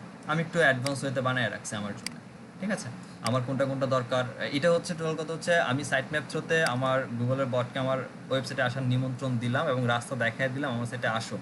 আসার পর আমার সাইট থেকে কী কী নিতে পারবে কী কী নিতে পারবে না সেগুলোর মধ্যে আমি অ্যালাউ আর ডিসঅ্যালাউ করে রাখছি, ঠিক আছে। আমার অ্যাডমিন প্যানেলে যা যা থাকবে কিছু নিতে পারবে না, আমার সিজিআই বিনে যা যা থাকবে এগুলো এটা সি প্যানেলের মধ্যে আছে, নিতে পারবে না। এক্সএমএল আরপিসি এটা সি প্যানেলের কাজ, ইন্ডেক্স ট্যাগ ব্র্যাক এটা নিতে পারবে না, কোনো কমেন্টের ফিড নিতে পারবে না, হ্যাঁ, রিকমেন্ড থাকলে নিতে পারবে না, এগুলোকে ইন্ডেক্স যেন না করে আমি আলাদা করে কিছু জিনিসকে ইন্ডেক্স করার জন্য বলে দিচ্ছি, বাট ডিফল্ট হিসাবে এরকম থাকে দেখতে। আপনি ইচ্ছা করলে চেঞ্জ করে এটাকে এরকম অ্যাডভান্স হতে বানাতে পারেন। বানানোর পরে ডেফিনেটলি হয় আপনি বানানোর পর ডিরেক্টলি রোবট.txt ফাইল এখানে আপলোড করবেন, অথবা রোবট.txt ফাইল যদি এসে দেখেন এখানে আগে থেকে আছে, আপনি বলেন এখান থেকে ক্লিক করে এই যে এডিট অপশন আছে, এডিটে ক্লিক করে এই যে এডিট, আপনি এখানেই এডিট করে চেঞ্জ করে রেখে দিতে পারেন, চেঞ্জ করে জাস্ট সেভ করে রাখবেন। এই যেখানে টোটাল ফাইলটা আছে আপনার যেভাবে দরকার এখানে টোটাল ফাইলটাকে দিয়ে এই যেখানে সেভ চেঞ্জ আছে সেভ করে দিলে ফাইলটা সেভ হয়ে যাবে। ঠিক আছে, এটা কি ম্যানুয়ালি বানাইতে হবে না? এটা ম্যানুয়ালি রোবট.txt আপনার প্রয়োজন অনুসারে আপনার ওয়েবসাইটের মধ্যে রোবটকে কি কি ক্রাউল করতে দিবেন, কি কি ক্রাউল করতে দিবেন না, এটার উপরে ডিপেন্ড করে আপনি ম্যানুয়ালি এটাকে হ্যান্ডমেড করবেন, তারপর হচ্ছে সাবমিট করবেন। বাট ডিফল্ট হিসাবে এরকমই থাকে দেখতে, এই যে এটা ডিফল্ট। তো এই গেল সাইট ম্যাপে। অনেক কথা বলে ফেললাম ওই ডোমেন থ্রোতে যদি বলেন ভেরিফাই করার ইস্যুতে। আচ্ছা, সেটা হচ্ছে ডোমেন থ্রোতে করলাম। আমি যদি আবার অ্যাড প্রপার্টিতে একটু ক্লিক করি এখানে, যখন আপনার যদি আগে থেকে এখানে প্রপার্টি অ্যাড করা থাকে সেক্ষেত্রে নতুন কোনো প্রপার্টি অ্যাড করতে গেলে এই অ্যাড প্রপার্টিতে ক্লিক করলেই হয়ে যাবে, সিমিলার। সো ডোমেন থ্রোতে গেল। এখন হচ্ছে ইউআরএল প্রিফিক্স। সো আপনি ইউআরএল প্রিফিক্সে যখন কোনো একটা ডোমেনকে অ্যাড করতে যাবেন তখন আপনাকে পুরোটাই দিতে হবে, আপনার সাইট কি এইচটিটিপিতে আছে নাকি এইচটিটিপিএস এর লোড হচ্ছে রিডাইরেক্ট করতেছে, হুবহু পুরো ডোমেনটা কি আপনাকে এখানে দিতে হবে। তো ধরেন আমার যদি হয় কিসের সিটিজি অন 52 সরি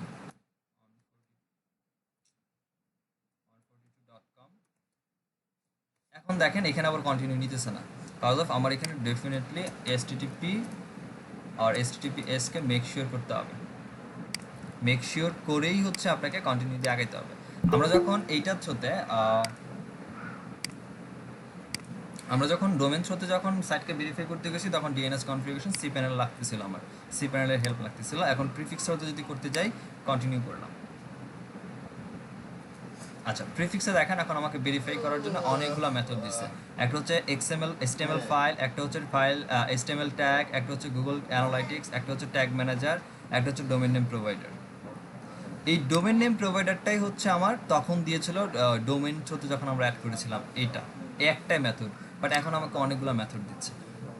তো আমার এই HTML ফাইলের মেথডটাও দরকার নাই, আমরা ডিরেক্টলি HTML ট্যাগ যেটা আছে এই যে ট্যাগ, এই ট্যাগে আমরা একটা কোড পাচ্ছি। দেখেন এই কোডটাকে কপি করে নিয়ে জাস্ট আপনার ওয়েবসাইট যেটা মূল যে ওয়েবসাইটের মধ্যে আপনারা যান, এখানে এক্সেসে আসার পর অ্যাপিয়ারেন্সের পর হচ্ছে এখান থেকে ডিরেক্টলি থিম এডিটরে চলে আসবেন। এই যে এখানে থিম এডিটর অপশন আছে, থিম এডিটর। আচ্ছা, এই হচ্ছে আমার থিম এডিটরের ফাইল।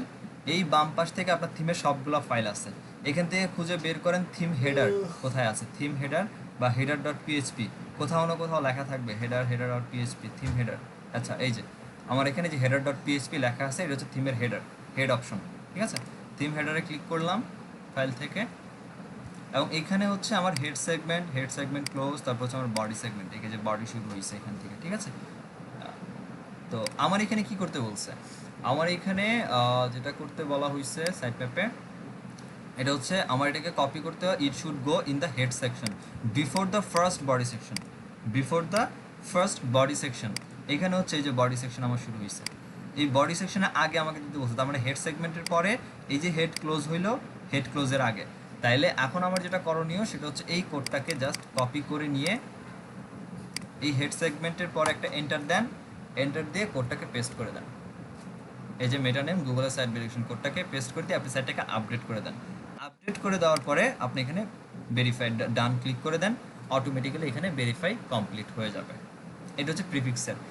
এই ক্ষেত্রে এই থ্রোতে আপনি যদি কোনো একটা থার্ড পার্টি ডোমেনের জাস্ট একটা ডোমেন নিয়ে ইউটিউবের গুগলের blogspot.com উইক্স থেকে যদি একটা সাইট রেডি করতে যাচ্ছেন বা wordpress.com থেকে যখন একটা ওয়েবসাইটকে রেডি চালাবেন, তখন এই প্রসিডিওরে ওয়েবসাইটের থিমের মধ্যে আসেন, থিমের মধ্যে এসে জাস্ট হেডার সেগমেন্টে কোডটাকে বসায় দিয়ে এখান থেকে ফাইলটা আপডেট করে নিয়ে এখানে ডান করেন, আপনার এটা ভেরিফাই হয়ে যাবে।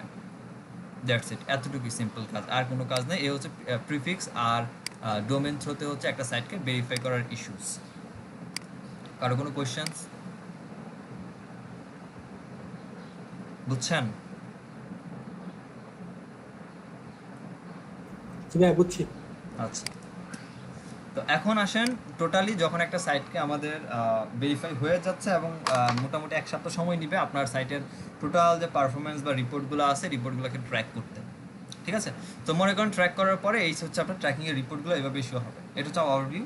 ওভারভিউর মধ্যে জাস্ট আপনার কোনো ইরোর আছে কি না সেগুলো দেখাচ্ছে, কতগুলো ভ্যালিড আছে, কতগুলো ইরোর আছে, ট্রেন্ডিংটা কেমন যাচ্ছে, আপনার মোবাইল ইউজেবিলিটি কেমন, ব্রেড ক্যাম্পস কেমন আছে, এফএকিউ সেগমেন্ট আছে কিনা, আপনার ওয়েবসাইট থ্রুতে কোনো সাইট লিঙ্ক সার্চ বক্স যাচ্ছে কিনা, আপনার ওয়েবসাইট স্পিড কেমন, এই ইস্যুগুলো দেখাচ্ছে। আপনার ওয়েবসাইটে কী পরিমাণ টোটাল ক্লিক টিক পড়ছে এই একটা ইস্যু এখানে দেখাচ্ছে। আমরা টোটাল পারফরমেন্সে যদি ব্যাক করি, পারফরমেন্সের মধ্যে আমরা ইন ডিটেলস আমরা কতগুলো ক্লিক পড়ছে, কতগুলো ইমপ্রেশন, আমার অ্যাভারেজ সিটিআর কেমন, আমার অল ওভার যতগুলো কন্টেন্ট আছে সবগুলো মিলে আমার ওয়েবসাইটের পজিশন কততে আছে এখন, আমার এখানে টোটাল ক্লিক এবং ইমপ্রেশন কেমন গেছে, কত তারিখে কীভাবে গেছে, সবগুলো ডিটেলস আমরা এখানে পাচ্ছি। এবং কোন কোন কিওয়ার্ড থ্রোতে, যে কোয়েরিজ যেটা আছে, কোন কোন কিওয়ার্ড থ্রোতে আমার এখানে ভেরিফাই ওয়েবসাইটের মধ্যে লোকজন ইউজাররা আসতেছে, এবং এখানে যে কোয়েরিগুলো থ্রোতে আসছে এগুলো সবগুলো কিন্তু অর্গানিকলি কিওয়ার্ড ধরে আসতেছে। অর্গানিক কিওয়ার্ড বলতে গুগলের লোকজন এই কিওয়ার্ডগুলোকে সার্চ করতেছে এবং আপনার ওয়েবসাইট তাদের সামনে ভিজিবল হচ্ছে, যে থ্রোতে ইমপ্রেশন ইনক্রিজ হচ্ছে এবং ইউজাররা যদি ক্লিক করে ক্লিকিং আসতেছে। এ হচ্ছে কিওয়ার্ড। সো আমাদের এখানে সার্চ কনসোল যে অ্যাডভান্টেজ সেটা হচ্ছে আমরা তো একটা ওয়েবসাইটে একটা কন্টেন্ট যখন লিখি তখন একটা কিওয়ার্ডকে টার্গেট করি যে এই কিওয়ার্ড থ্রোতে র্যাঙ্ক করব। তার মানে এইটার মেক শিওর আপনি কখনোই করতে পারবেন না হ্যাঁ ওই কিওয়ার্ডটাই র্যাঙ্ক করবে, কারণ ওইটার কম্পিটিটর যদি অনেক বেশি থাকে র্যাঙ্ক করবে সেটা হয়তো আপনি যে টাইমটার কাউন্ট করেন যে এই টাইমের মধ্যে আমার র্যাঙ্ক করা দরকার, ওই টাইমের মধ্যে নাও হতে পারে, আদার্স কিছু কিওয়ার্ড র্যাঙ্ক করতেই পারে। আদার্স কোন কিওয়ার্ডগুলো র্যাঙ্ক করতেছে এবং কোন কিওয়ার্ডগুলোর জন্য একটা কন্টেন্টে একটা পেজের জন্য আপনি র্যাঙ্ক করতেছেন বা ট্রাফিক আসছে, কোন কিওয়ার্ডগুলোর জন্য বেশি আসতেছে আমরা এইখান থেকে পারফরমেন্স থেকে পাওয়া যাই। যেমন আমার ওয়েট লস নিয়ে কেলি স্মিথ ওয়েট লস নিয়ে প্রায় যে কিওয়ার্ডগুলো ছিল মেন কিওয়ার্ড এটাই ছিল কেলি স্মিথ ওয়েট লস। এই কিওয়ার্ড ছাড়াও আরও এই একটা কিওয়ার্ড এই কিওয়ার্ডগুলো নিয়েও কিন্তু আমার ট্রাফিক এখানে ইমপ্রেশন যাচ্ছে। সো ডেফিনেটলি তখন আমি চিন্তা করতে পারি তাহলে এই কিওয়ার্ডগুলোর উপরে ফোকাস করা এবং এইগুলো নিয়ে মোটামুটি একটু কাজ করা। যদি এগুলো সিটিআর ইনক্রিজ করতে পারি সে ডেফিনেটলি এগুলো নিয়ে আমি র্যাঙ্ক করতে পারবো। এই হেল্পটা আমরা এখান থেকে পাচ্ছি। কোন কোন পেজে আমার ট্রাফিক আসতেছে সে পেজগুলো ইন্ডিভিজুয়ালি দেখতেছি, কতগুলো ইমপ্রেশন যাচ্ছে এবং কী পরিমাণ ক্লিক করতেছে। কোন কান্ট্রি থেকে আমার ট্রাফিক আসতেছে সেটাও আমি পাচ্ছি এখানে। ইউনাইটেড স্টেটস থেকে সব থেকে বেশি ইমপ্রেশন আসতেছে আমার কোন কোন ডিভাইস থেকে আসতেছে, সার্চ অ্যাপিয়ারেন্স আমার এখানে ভিজিবল না, আর কোন ডেটে আসতেছে, কত তারিখে কতগুলো ইমপ্রেশন পড়তেছে আর কতগুলো ক্লিক করতেছে, ওভারঅল ডিটেলসগুলো আমরা হচ্ছে পারফরমেন্স থেকে পাই। এখানে আপনি 1 মাসের রেজাল্ট, 3 মাসের রেজাল্ট, 4 মাসের রেজাল্ট আপনি ইচ্ছা মতো নিতে পারেন। আমার মূল ইন্ডেক্স হচ্ছে কি হচ্ছে না, কোনো ইরোর আছে কিনা, কোনো ভ্যালিড বা কোনো কতগুলো ভ্যালিড, কতগুলো এক্সক্লুডেড, কতগুলো ওয়ার্নিং আছে, এই ইস্যুগুলো আমরা ইন্ডেক্স থেকে কাভারেজ থেকে খুঁজে পাই। আমার একটা ইরোর আছে অলরেডি, আমি স্টার্ট করে দিছি ভ্যালিডেট করার জন্য এবং সেটা হয়ে যাবে। আমার 2 দিন সাইটটা অফ ছিল, দ্যাটস ওয়াই একটা প্রবলেম হয়েছিল। তো এই হচ্ছে একটা ইরোর থাকলে ইরোরগুলো আমরা এখান থেকে দেখতে পারি। আমরা যদি এখানে ক্লিক করি ইরোরের মধ্যে, এখানে কোন পেজের মধ্যে ইফেক্ট দিতেছে, এই পেজটার মধ্যে একটা ট্যাগের এই পেজের মধ্যে একটা ট্যাগ আছে, ট্যাগের মধ্যে ইফেক্ট দিচ্ছে। এটা খুব একটা ম্যান্ডেটরি না, এটা কোনো পোস্ট না, এটা জাস্ট একটা ট্যাগ। আমরা যখন একটা পোস্ট লিখি পোস্টের মধ্যে আমরা অনেক ট্যাগ ইউজ করতে পারি। সো একটা ট্যাগ ছিল, ট্যাগের একটা হিসাব করে একটা ট্যাগ আসছে, ট্যাগের মধ্যে একটা ইরোর আসছে, এটা ফিক্সড হয়ে যাবে অটোমেটিক্যালি। আমি অলরেডি স্টার্ট করে দিছি এটা।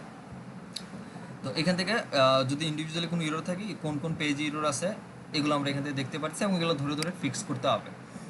এরপর আমার কতগুলো ওয়ার্নিং আছে, ভ্যালিড বাট ওয়ার্নিং, সেই ওয়ার্নিংগুলোকে রিকভার করার জন্য। আর কতগুলো টোটাল ভ্যালিড ইউআরএল আছে, সবগুলো হচ্ছে ভ্যালিড ইউআরএল।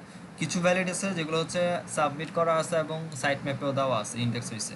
কিছু ইন্ডেক্স করা হয়েছে বাট গুগল এর সাইট ম্যাপের মধ্যে ইন্ডেক্স দেওয়া হয় নাই। আমাদের যে সাইট ম্যাপটা ক্রিয়েট হয় ওই সাইট ম্যাপের মধ্যে অ্যাকচুয়ালি ওই লিঙ্কগুলো নাই, বাট গুগল ইন্ডেক্স করে নিছে।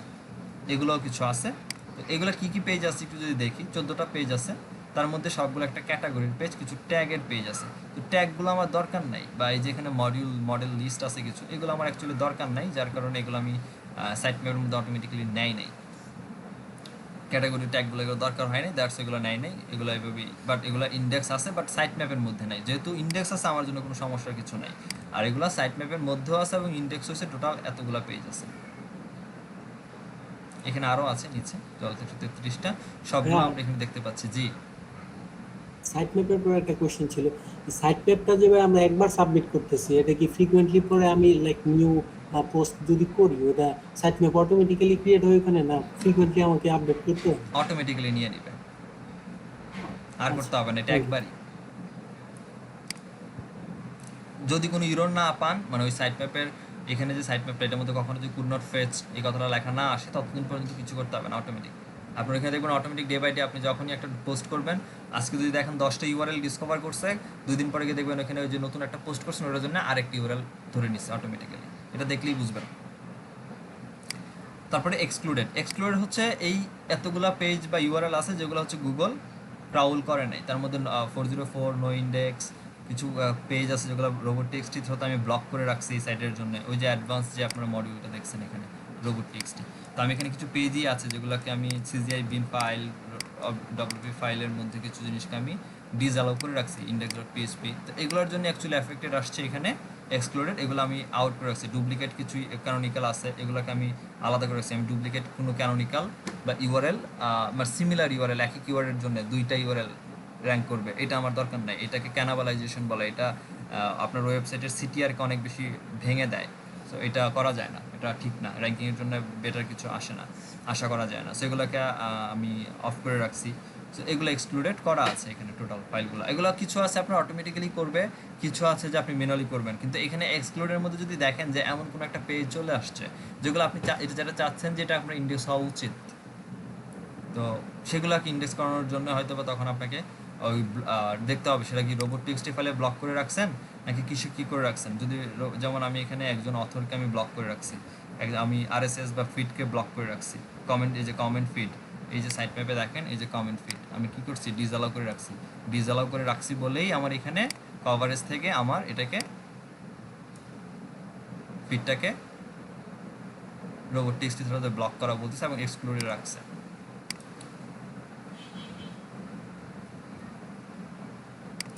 আচ্ছা, এখানে এই বিষয়গুলো আমরা দেখতে পাচ্ছি যে টোটাল কতগুলো পেজ আছে। যদি কোনো একটা পেজ এরকম থাকে অ্যাকচুয়ালি কোনটার জন্য হচ্ছে, কোনো রিডাইরেক্ট হচ্ছে কিনা বা আপনার ইন্ডেক্স হচ্ছে কিনা বা কোনো 404 ইরর আসতেছে কিনা, যদি আসে সেক্ষেত্রে ওই পেজগুলোকে ডিলিট করে দেন বা ওই পেজগুলো যে ইউআরএল ছিল ওই ইউআরএলগুলোকে অন্য একটা নতুন ইউআরএলে আপনি রিডাইরেক্ট করতে হবে, যেটার ক্লাস হচ্ছে আপনাদের মডি আছে।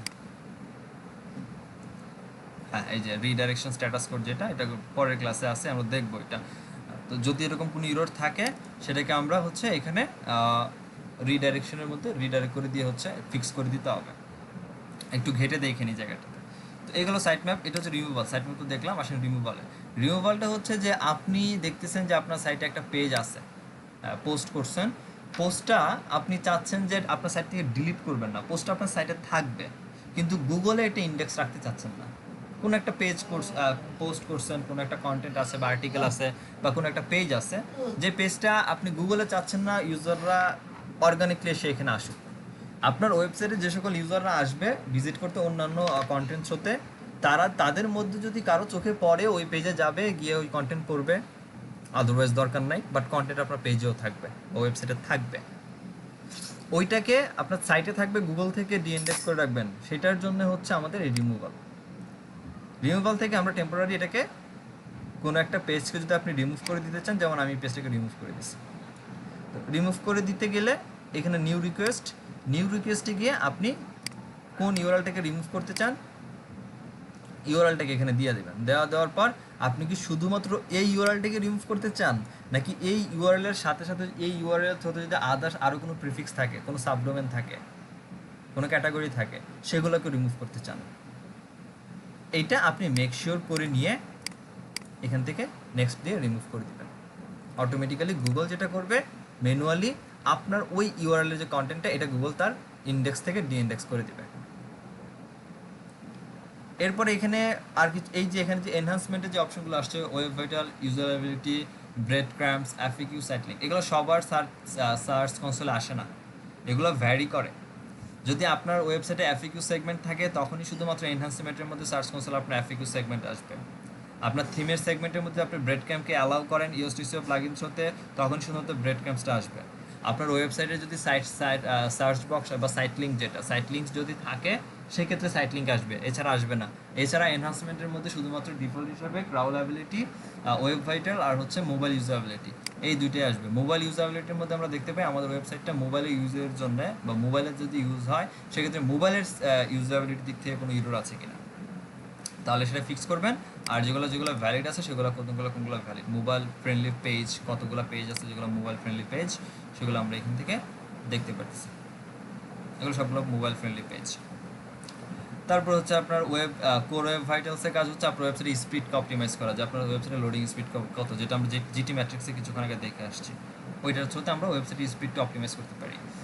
ব্রেড ক্যাম্পস হচ্ছে আমরা যখন একটা ওয়েবসাইট যখন সার্চ করি কোনো একটা কিওয়ার্ড লিখে, লাইক দ্যাট বাংলাদেশ লিখে যদি আমি গুগলে সার্চ করি, এখানে দেখেন wikipedia.org-র পরে এই যে একটা গ্রেটার দেন একটা সাইন আসছে, তারপর উইকি, তারপর আবার একটা গ্রেটার দেন আসছে, তারপর বাংলাদেশ। এই যে সাইনটা গ্রেটার দেনের মতো যে সাইনটা দেখতে পাচ্ছেন, এটাকে অ্যাকচুয়ালি ব্রেড ক্রাম্পস বলা হয়। গুগল এই ব্রেড ক্রাম্পসটাকে ডিফল্ট হিসাবে একসেপ্ট করে, কিন্তু আপনি ইচ্ছা করলে আপনার কাস্টম যে কোনো ধরনের আপনার ইউআরএলের জন্য ব্রেড ক্রাম্পস যে কোনো ধরনের ইউজ করতে পারেন। আপনি ইচ্ছা করলে এই গ্রেটার দেন যেটা আছে এটাও ইউজ করতে পারেন, আপনি ইচ্ছা করলে এই ফ্রন্ট স্ল্যাশ ইউজ করতে পারেন, আপনি ইউজ করলে হাইপেন ইউজ করতে পারেন, আপনি করতে পারেন। ব্রেড ক্রাম্পস আপনি ইউজ করার মতো সুবিধা আছে, বাট গুগল ডিফল্ট সব ধরনের ওয়েবসাইটের ইউআরএলের জন্য ব্রেড ক্রাম্পস এটা ইউজ করে। সো এই ব্রেড ক্রাম্পগুলো আছে কিনা, ভ্যালিড কিনা, সেগুলো আমার এখানে, বা কোনো ব্রেড ক্রাম্পসের মধ্যে কোনো আর্নিং আছে কিনা, সেই ইস্যুগুলো আমরা এখানে দেখতে পারতেছি। এগুলো সাধারণত কোনো ইউরো আসে না। সাইট লিঙ্ক সার্চ বক্সের মধ্যেও এই একই ইস্যুগুলো দেখতে পাচ্ছি, কতগুলো আর্নিং আছে, কতগুলো ইউরো আছে। ইউরোগুলো থাকলেই সাধারণত এগুলো আমরা ফিক্স করি, আদারওয়াইজ দরকার হয় না। এরপরে মূল কাজ হচ্ছে আসেন এই যে সিকিউরিটি অ্যান্ড ম্যানুয়াল অ্যাকশন। এই ম্যানুয়াল অ্যাকশনে যদি ক্লিক করেন, আপনার ওয়েবসাইট যদি কখনো গুগলের কোনো অ্যালগোরিদমস হতে হিট খায়, সেটা হতে পারে Google Penguin, Google Panda, Google Hummingbird, Google Pigeon, হ্যাঁ, যেই ধরনের থাকুক না কেন, গুগলের অ্যালগোরিদমস থাকুক, গুগলের অ্যালগোরিদম যদি আপনার সাইটকে পেনাল্টি দেয়, কোনো ইস্যুস আসে, তখনই কোনো অ্যাকশন নিলে এই অ্যাকশনগুলো এখানে দেখতে পারবেন কোনো ইস্যু থাকলে, আদারওয়াইজ নো ইস্যু ডিটেক্টেড হিসাবেই থাকে। আর সিকিউরিটির ইস্যুটা দেখতে পারেন এখান থেকে, কোনো সিকিউরিটির জন্য যদি কোনো ইস্যু থাকে সেই ইস্যুগুলো আমরা এখানে দেখতে পারি। আর এই যেখানে লিঙ্ক আছে, লিগেসি টুলস অ্যান্ড রিপোর্টসের মধ্যে লিঙ্কসগুলো আছে, এই লিঙ্কসগুলো হচ্ছে আমরা আমাদের ওয়েবসাইট টোটাল ইন্টারনাল লিঙ্ক কতগুলো আছে, এক্সটার্নাল লিঙ্ক কতগুলো আছে, কোন কোন জায়গা থেকে কোন কোন জায়গায় এক্সটার্নাল লিঙ্ক, কোন কোন সাইট থেকে আমার লিঙ্ক আসছে, এক্সটার্নাল লিঙ্ক কোন কোন সাইট থেকে আমরা পাইছি, এই সাইটগুলো দেখতে পারতেছি আমরা এখানে, যে আমি এই সাইটগুলো থেকে আমি ব্যাক লিঙ্ক ক্রিয়েট করছি বা ব্যাক লিঙ্ক আমি পাইছি। আমরা যেটা কিনা টুলস থ্রুতেও দেখতে পারি, স্টেপ বা সেমব্রাশে, আমরা এটার বাইরেও, এইটা হচ্ছে একদম লিগ্যাল। টুলসে আমরা আপনার একটা ধারণা দিচ্ছে যে আপনার ওয়েবসাইটের এই পেজ বা এই পোস্টের এগেনস্টে এতগুলা লিঙ্ক আছে, ব্যাক লিঙ্ক করা হয়েছে। বাট এখানে এক্সটার্নাল লিঙ্ক যেগুলো আমরা পাচ্ছি এগুলো একদম ভ্যালিড লিঙ্ক, যে হ্যাঁ এতগুলাই আপনি গুগল আপনার জন্য ইন্ডেক্স করছে। যেমন এই একটা সাইট, এই সাইট থেকে এই দুইটা পেজের টার্গেটেড পেজ দেখেন, টার্গেটেড পেজ হচ্ছে এই দুইটা পেজ, এই দুইটা পেজকে এই ওয়েবসাইট থেকে আমাকে লিঙ্ক দেওয়া হয়েছে। সিমিলারলি আমি যদি স্কুপিটে যাই, স্কুপিট থেকে আমাকে দুইটা লিঙ্ক দেওয়া হয়েছে, এই একটা পেজকে, এই একটা পেজ, এই দুইটা পেজকে লিঙ্ক দেওয়া হয়েছে। আবার টামগিরে আসি, এখান থেকে দুইটা এক্সটার্নাল লিঙ্ক আছে, শুধুমাত্র এই সাইট থেকে এই ইউআরএলেই দুইটা লিঙ্ক আছে, মানে দুইটা কোনো একটা পেজ থেকে হয়তো বা, বাট এই পেজে লিঙ্ক আছে। এই লিঙ্কগুলো আমরা এখান থেকে দেখতে পাচ্ছি। সিমিলারলি আমি যদি blogspot.com-এ আসি, blogspot.com-এ টোটাল 4টা লিঙ্ক আমি পাচ্ছি এবং 3টা পেজে 4টা লিঙ্ক আছে, তার মধ্যে এই পেজে 2টা লিঙ্ক পাচ্ছি আর এই 2টা পেজে একটা একটা করে 2টা লিঙ্ক পাচ্ছি, ব্যাক লিঙ্ক পাচ্ছি এই সাইট থেকে। তো এইখান থেকে আমরা ম্যানুয়ালি দেখতে পাচ্ছি যে আমার টপ লিঙ্কিং সাইট কতগুলো, ঠিক আছে, টপ সাইটগুলো কোনগুলো, যে সাইটগুলো থেকে আমি লিঙ্ক পাচ্ছি, ইভেন কোন কোন অ্যাঙ্কর টেক্সট থ্রুতে আমি লিঙ্ক পাচ্ছি। দেখেন কোন কোন টেক্সট থেকে, কোন কোন অ্যাঙ্কর টেক্সট ধরে আমি লিঙ্ক পাচ্ছি, এই অ্যাঙ্কর টেক্সটগুলো এখানে পাচ্ছি, বা কিওয়ার্ড যেটাই বলেন না কেন। আমি যদি একটু ক্লিক করি ওপেন দিস ওয়েবসাইট, ওপেন হয় কিনা একটু দেখি। আচ্ছা হচ্ছে না, অর্থ কথা হচ্ছে না, এখান থেকে পাচ্ছি। যাই হোক, এরপর হচ্ছে আমার এই যে এক্সটার্নাল লিঙ্কগুলো, ঠিক আছে? আমি যে এক্সটার্নাল লিঙ্কে একটু ক্লিক করি, কতগুলা ইনকামিং লিঙ্ক, এখানে কতগুলা লিঙ্ক আসছে এবং কতগুলা সাইট থেকে লিঙ্ক আসছে। এই পেজে আমার লিঙ্ক আসছে, ব্যাকলিঙ্ক ক্রিয়েট হয়েছে কতগুলা সাইট থেকে, 10টা সাইট থেকে। 10টা সাইট থেকে এই পেজে কতগুলা ব্যাকলিঙ্ক ক্রিয়েট হয়েছে, 38টা ব্যাকলিঙ্ক ক্রিয়েট হয়েছে। ক্লিক করি একটু, এই পেজে এই সাইটগুলা থেকে আমি ব্যাকলিঙ্ক পাইছি এবং কতগুলা করে ব্যাকলিঙ্ক পাইছি দেখতে পারতেছি। এখন আবার pinterest.com-এ ক্লিক করলে এই সাইটের কোন কোন জায়গা থেকে, ল্যান্ডিং পেজ থেকে আমার লিঙ্কগুলো আসছে, পিন্টারেস্টের কোন পিন থেকে, কোন পেজ থেকে, কোন ইউআরএল বা কোন কন্টেন্ট থেকে আমার লিঙ্ক আসছে, সেই লিঙ্কগুলো আমরা এখানে দেখতে পাচ্ছি। এবং আমি ইচ্ছা করলে এখান থেকে ওই সাইটটাতে ওই পিনের মধ্যে ভিজিটও করতে পারি, যে ভিজিট হতে আমি এখানে দেখতে পাবো যে আমার এই সাইট থেকে লিঙ্ক, এখান থেকে আমার সাইটে এই যে মেক হেলথ ওয়াল দেখেন একটা লিঙ্ক আছে, আমরা এখান থেকে দেখতে পাচ্ছি।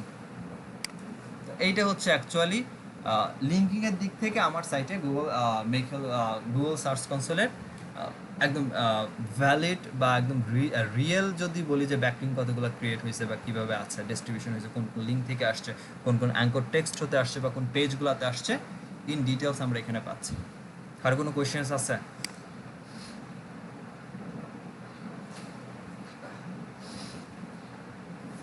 কারো কোনো কোয়েশ্চেন আছে? তো এই হচ্ছে গুগল সার্চ কনসোলের টোটাল ওভারভিউ। আপনারা যদি আরেকটু দেখেন ইনশাল্লাহ ঠিক হয়ে যাবে।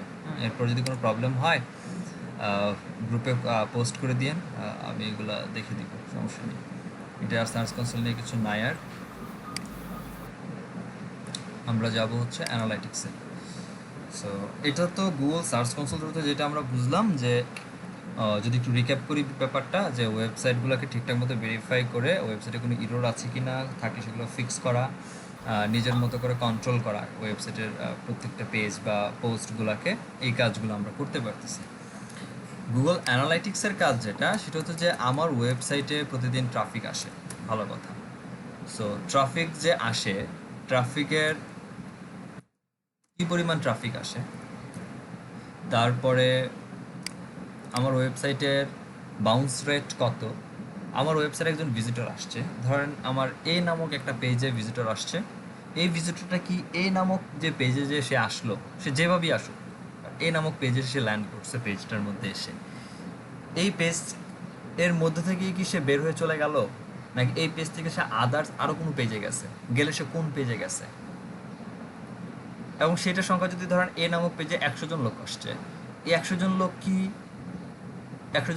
একবার এখান থেকে বের হয়ে গেল, নাকি 100 জনের লোকের মধ্যে কতজন আদার্স পেজে গেছে, কতজন ওই পেজ থেকে বের হয়ে গেছে, কতজন আবার ওই আদার্স পেজ বলতে এ নামক পেজ থেকে বি নামক পেজে গেছে, বি নামক পেজ থেকে সি নামক পেজে গেছে, কতজন গেছে এবং কতজন বের হয়ে গেছে, এই যে রিপোর্টটা। বা আপনি আপনার ওয়েবসাইট থেকে একটা প্রোডাক্ট সেল দিচ্ছেন, এই যে ইন্ডিভিজুয়াল একটা প্রোডাক্ট সেল দিচ্ছেন, এই প্রোডাক্টের ধরেন পিপলরা আসতেছে কেনার জন্য, আসে ভিজিট করে, তার মধ্যে কতজন লোক কিনে, কতজন লোক কিনতেছে প্রোডাক্টটা, এই যে গোল সেট আপ, যে আমার এতজন লোক কেনার কথা, তার মধ্যে কতজন লোক কিনতেছে, অ্যাভারেজ একটা হিসাব। এই প্রত্যেকটা অ্যানালাইসিস একটা ওয়েবসাইটের করার জন্যে আমাদের গুগল অ্যানালাইটিক্সের হেল্প লাগে। আমরা শুধু যদি এখানে বেসিকটা আছে, তারপর দেখি কতটুকু অ্যাডভান্সে যাওয়া যায় এটা নিয়ে। তো analytics.google.com, এটা হচ্ছে গুগল অ্যানালাইটিক্সের যাওয়ার জায়গা।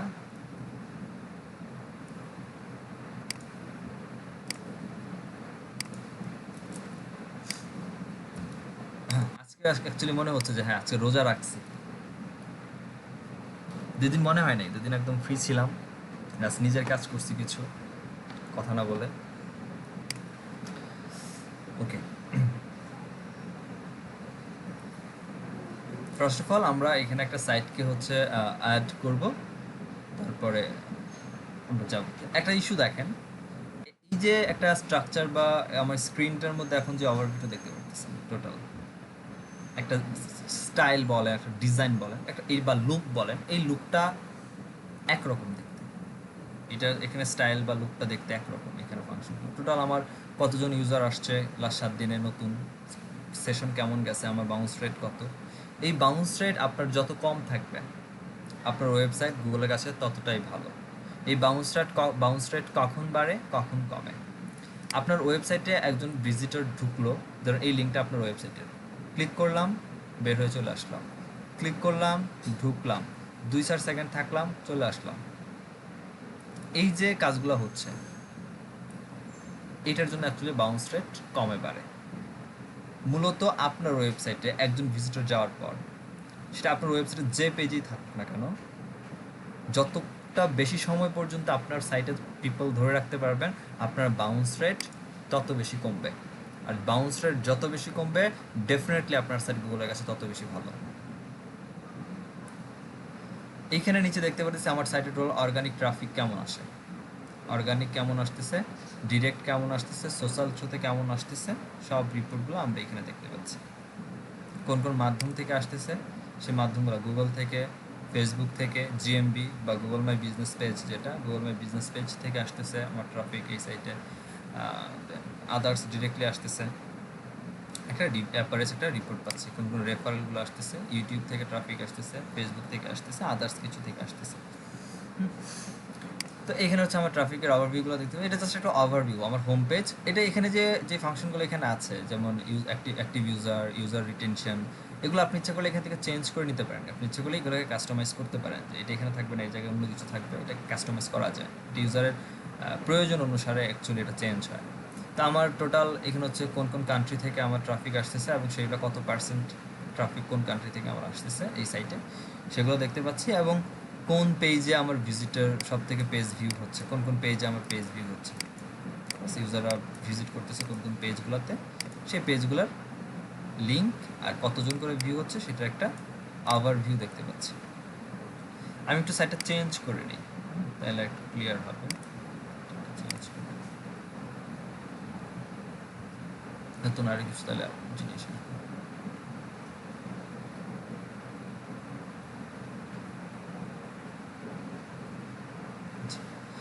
এই সাইটেও টোটাল মাঝখানে আমার সাইট 2 দিন বন্ধ ছিল, সো কোনো ট্রাফিক নাই, অনেক বেশি লস হয়ে গেছে। আজকে আবার বাড়ছে ট্রাফিক, আসার সমস্যা 18টা ছিল অর্গানিক ট্রাফিক, আস্তে আস্তে বাড়তেছে, সমস্যা নেই।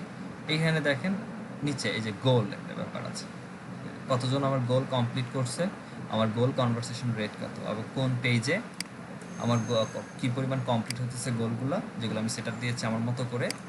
গোল নিজের মতো করে সেট আপ দেওয়া যায়, অ্যাকচুয়ালি গোলের কিছু ইন্টেনশন থাকে, আপনি কি উদ্দেশ্যে গোলটা সেট আপ করতে চান, অ্যাকচুয়ালি কী কার্যক্রম কমপ্লিট হইলে আপনার গোলটা সেট আপ হবে, কাউন্ট হবে, ওইটার উপর ডিপেন্ড করে গোলের একটা সেট আপ আসছে। আর কোন কোন পেজে আমার ভিজিটর আসতেছে সেগুলো একটা ওভারভিউ পাচ্ছি এখানে। তো মাঝখানে খুবই স্লো ছিল, একদমই 0-0, এখন আবার ইনক্রিজ হচ্ছে, আস্তে আস্তে হয়ে যাবে, ঠিক হয়ে যাবে সাইট যেহেতু আবার লাইভ আসছে। ফার্স্ট অফ অল দেখি সাইটের মধ্যে আমরা যদি গুগল অ্যানালাইটিক্সে আসার পরে জাস্ট যখন একটা ফ্রেশ একটা মেল দিয়ে ওপেন করবেন, এখানে 3টা সেগমেন্টে একটা ওয়েবসাইটকে অ্যাড করা হয়। 3টা সেগমেন্ট বলতে প্রথম একটা অ্যাকাউন্টের মধ্যে আপনার প্রপার্টি অ্যাড হয়, ঠিক আছে, এগুলো একটা প্রপার্টি। আমরা একটা অ্যাকাউন্ট করেছি, দেখেন একটা অ্যাকাউন্ট, এ হচ্ছে একটা অ্যাকাউন্ট ক্রিয়েট করছি, টোটাল এরকম 50টা অ্যাকাউন্ট ক্রিয়েট করতে পারবেন। 50টা অ্যাকাউন্টের মধ্যে এক একটা অ্যাকাউন্ট ইন্ডিভিজুয়াল, এক একটা অ্যাকাউন্টের মধ্যে এই যে প্রপার্টি বলতে ওয়েবসাইট বলেন, অ্যাপস বলেন, যেটাই বলেন, একটা প্রপার্টির মধ্যে টোটাল 100টা করে প্রপার্টি, টোটাল মধ্যে আপনি ধরেন টোটাল 100টা ওয়েবসাইট অ্যাড করতে পারবেন। একটা অ্যাকাউন্টে টোটাল 100টা ওয়েবসাইট আপনি অ্যাড করতে পারবেন, ঠিক আছে। তো এরকম টোটাল তাহলে একটা মেল থেকে এখন আপনি বুঝে নেন কতগুলো আপনি অ্যানালাইটিক্সের মধ্যে ওয়েবসাইট আপনি অ্যাড করতে পারেন। সো একটা অ্যাকাউন্ট ওপেন করবেন, তারপর হচ্ছে আমরা প্রপার্টি অ্যাড করবো একটা অ্যাকাউন্টের মধ্যে। তো ডিরেক্টলি আমরা অ্যাডমিনে চলে গেলাম, যেখান থেকে নিচে অ্যাডমিন অপশন আছে, অ্যাডমিনে যাই। এখানে 3টা অপশন, আমার ভিউ ক্রিয়েট করতে পারি, আমরা প্রপার্টি ক্রিয়েট করতে পারি, এবং হচ্ছে আমরা অ্যাকাউন্ট ক্রিয়েট করতে পারি। টোটাল আমার অ্যাকাউন্ট এখানে অলরেডি একটা আছে, এই যে একটা অ্যাকাউন্ট আমার অলরেডি আছে।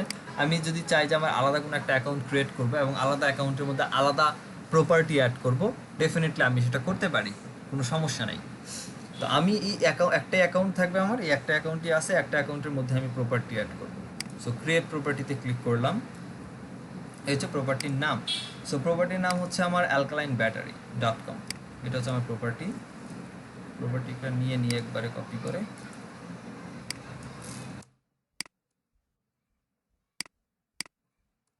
এটা হচ্ছে আমার প্রপার্টির নাম অ্যালকালাইন ব্যাটারি।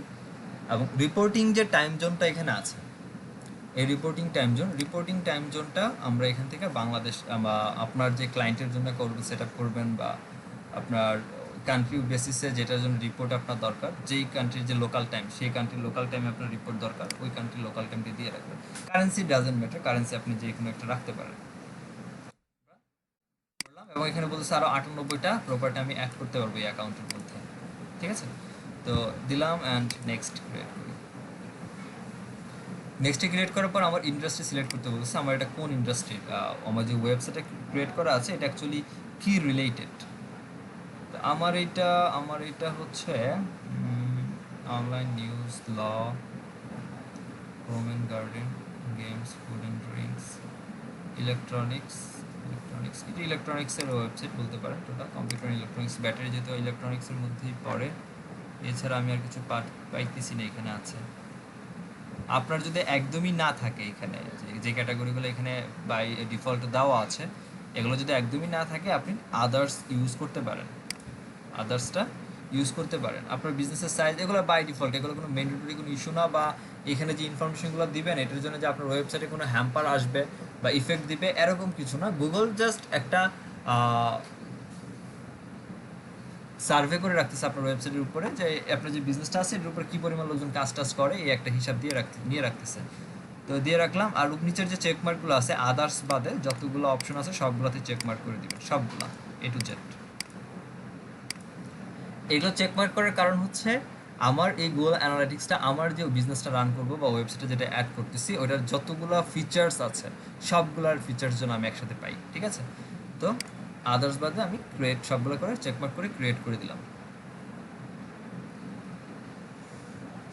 ওকে, ক্রিয়েট হইলো।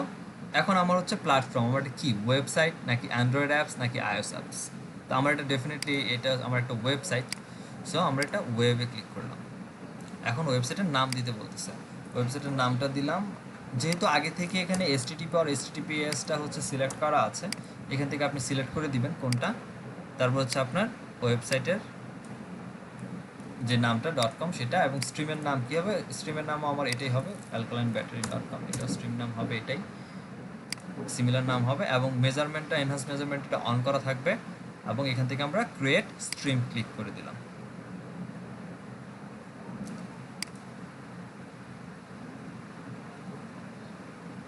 আচ্ছা, এখানে একটা জিনিস নাই, হ্যাঁ, যেটাকে বলা হয় GA4 গুগল অ্যানালাইটিক্স। অনেকে ফেসবুকেও দেখবেন অনেক কোর্স রিলিজ হচ্ছে গুগল অ্যানালাইটিক্স GA4 ভার্সন। এটা হচ্ছে গুগল অ্যানালাইটিক্সের অনেকগুলো ভার্সন ছিল। এখন যে বর্তমান যে ভার্সনটা রানিং সেটা হচ্ছে গুগল অ্যানালাইটিক্সের 4 ভার্সন রানিং। এখন আমরা যেটা আপডেট করলাম, এখন যে কাজটা করলাম এটা অ্যাকচুয়ালি আমরা গুগল অ্যানালাইটিক্স 4 এর জন্য করলাম বা GA4 এর জন্য সেট আপ করেছি। আগের ইন্টারফেসটা তো দেখছেন, আমি তারপরে দেখাবো। এখন একটা যে সেট আপ দিলাম এটার ইন্টারফেসটা এখন দেখেন কেমন আসে। আগে এরকম ছিল না, এখন যেভাবে যে ওয়েতে সেট আপ করেছি এই সেট আপ ছিল না আগে। এখানে গুগল অ্যানালাইটিক্সের এই যে ওয়েবসাইট আমরা অ্যাড করলাম, অ্যাড তো হইলো, কিন্তু এটা তো ওয়েবসাইটের সাথে আবার ইন্টিগ্রেট করতে হবে। আপনাদের এখানে একটা ক্লাস আছে আগামীকালকে গুগল ট্যাগ ম্যানেজারের ক্লাসটা বলবো। বাট এই অ্যানালাইটিক্সটাও গুগল ট্যাগ ম্যানেজার থ্রুতেও ভেরিফাই করা যায়। আর আমরা ডিরেক্টলি কোডটাও হচ্ছে এই যে আমাদের যে ওয়েবসাইটের যে থিমের যে এডিটর এসে যে header.php-তে আসছিলাম, এইখানে হেড সেগমেন্টের মধ্যেও যে আমরা একটা কোড দিছিলাম না, এই কোড এরকম একটা কোড থ্রুতেও হচ্ছে আমরা এটাকে ভেরিফাই করতে পারি। তো আমি আপাতত এটাই করবো, গুগল ট্যাগ ম্যানেজার গিয়ে দেখাবো কীভাবে অ্যানালাইটিক্সের সাথে অ্যাড করা যায়। তো এখানে ক্লিক করলাম, এই যে গুগল ট্যাগ ম্যানেজার, এই যে গ্লোবাল সাইট, হ্যাঁ, gtag.js, এই একটা কোড আসছে আমার। এই কোডটাকে এই যে copy the global site tag into head section, ঠিক আছে? কপি করলাম, কোডটাকে কপি করে নিয়ে এই হেড সেকশনের মধ্যে কপি করে দিলাম। আচ্ছা, এই কোডটা এখানে দিলাম। আর এই কোডটা গুগল ট্যাগ ম্যানেজার দিয়ে করতে পারতাম। বেনিফিটটা কি হইতো? বেনিফিটটা হইতো গুগলের ওয়েবসাইটের স্পিডের উপরে। এটা গুগল ট্যাগ ম্যানেজারে গিয়ে দেখবো, এটা নিয়ে আর কেউ কোয়েশ্চেন করেন না। এটা আগামীকালকে ক্লাসে দেখবো নেক্সট সেশনে। এখান থেকে করা শেষ। এই হচ্ছে অ্যাড করলাম, এটাকে আপডেট করলাম ফাইলটা। আপনাদের একটু কষ্ট দিব, সেটা হচ্ছে আপনারা যে ডিভাইস থেকে আসেন আমার সাইটটাতে, আমি যখন বলবো একটু সাইটটাতে যে চ্যাট বক্সে দিয়েছি একটু ভিজিট করেন। আমি এখানে ফাইলটাকে এই যে ফাইল এডিট সাকসেসফুলি, আমি ফাইলটাকে এখানে এডিট করেছি। এডিট করার পর এখানে আমি তো আর কোনো কাজ নাই, এখানে যদি স্ক্রল করি এখানে আর কিছু নাই, ঠিক আছে? এখানে কোনো অ্যাপ্লাই ডান ওকে কিচ্ছু নাই, দরকার নাই। এখানে এটা দেওয়ার পর ওইখানে আমার ফাইল আপডেট করা শেষ, আমি এখান থেকে ক্রস করে কেটে দিয়ে বের হয়ে আসলাম। আমি ইচ্ছা করলে এখন হোম পেজে যেতে পারি ডিরেক্টলি, এবং দেখেন আমি হোম পেজে অ্যাকাউন্টে অ্যামরবিন অ্যালকালাইন ব্যাটারিতে আছি। আমার পেজটা একটু লোড হয়ে আসুক। দেখেন আমার এইটার যে এখন যে ওভারভিউটা আসছে, স্ট্রাকচারটা এখন দেখতে অন্যরকম। কীরকম অন্যরকম আর একটু যদি ইন ডিটেলস দেখাই, এখানে দেখেন আমার এই বাম পাশে যে ফাংশনগুলো আছে এখন, home, real time, acquisition, engagement, monetization, retention, demographics, tech, conversion, event, শেষ। আমার এখানে ফাংশন আর শেষ, আর কিছু নাই। আমি যদি এখন এখান থেকে আমার আগের যে প্রিভিয়াস সাইট ছিল এই সাইটটাতে আসি, এখানে তো ফাংশনগুলো দেখলেন কী কী অপশন এখানে আছে লাইফ সাইকেলের মধ্যে। আমি একটু ভিজিট করি এই সাইটে। এখন দেখেন রিয়েল টাইম অডিয়েন্স, অডিয়েন্স আগে ছিল না ওইটার মধ্যে, এটাতে আছে। অ্যাকুইজিশন বিহেভিয়ার ওইখানে ছিল না, এখানে আছে। কনভারসেশন অ্যাট্রিবিউট, এইখানে ফাংশনগুলো। আমার এই ভার্সনটা হচ্ছে গুগল অ্যানালিটিক্সের আগের ভার্সন। আর এখন যে আপনাদেরকে নিয়ে যে সাইটটাকে আমি এখানে অ্যাড করলাম, এই যে alkalinebattery.com, এইটা হচ্ছে গুগলের 4 ভার্সন বা আপডেট, নতুন গুগলের যে 4 ভার্সন যেটা আপডেট আসছে, ভার্সন 4 অ্যানালিটিক্সের, এটা হচ্ছে সেই ভার্সনটা। আমি একটু যাই এখানে অ্যালকালাইন ব্যাটারি ক্লিক করলাম। এখন দেখেন অ্যাকুইজিশন, এঙ্গেজমেন্ট, মনিটাইজেশন ওইখানে ছিল না, এখানে মনিটাইজেশন আছে। এটা হচ্ছে 4 এর ভার্সনটা। সো আপনাদের হয়তো বা কখনো ক্লায়েন্টের কাজ করতে গেলে অনেক ক্লায়েন্ট পাবেন এরকম আমারটার মতো আপডেট নাও থাকতে পারে, ওইটার সাথেও অ্যাডজাস্ট থাকতে হবে। আবার আপডেট যেটা এখন করলাম আপডেট, এটা হতে পারে। আপনি একটু কষ্ট করে সাইটটাতে একটু ভিজিট করেন সবাই, যে লিঙ্কটা আমি দিয়েছি একটু ভিজিট করেন। সাইটটার লিঙ্ক দেই নাই, ও সরি লিঙ্ক তো দেই নাই, জাস্ট আ মিনিট।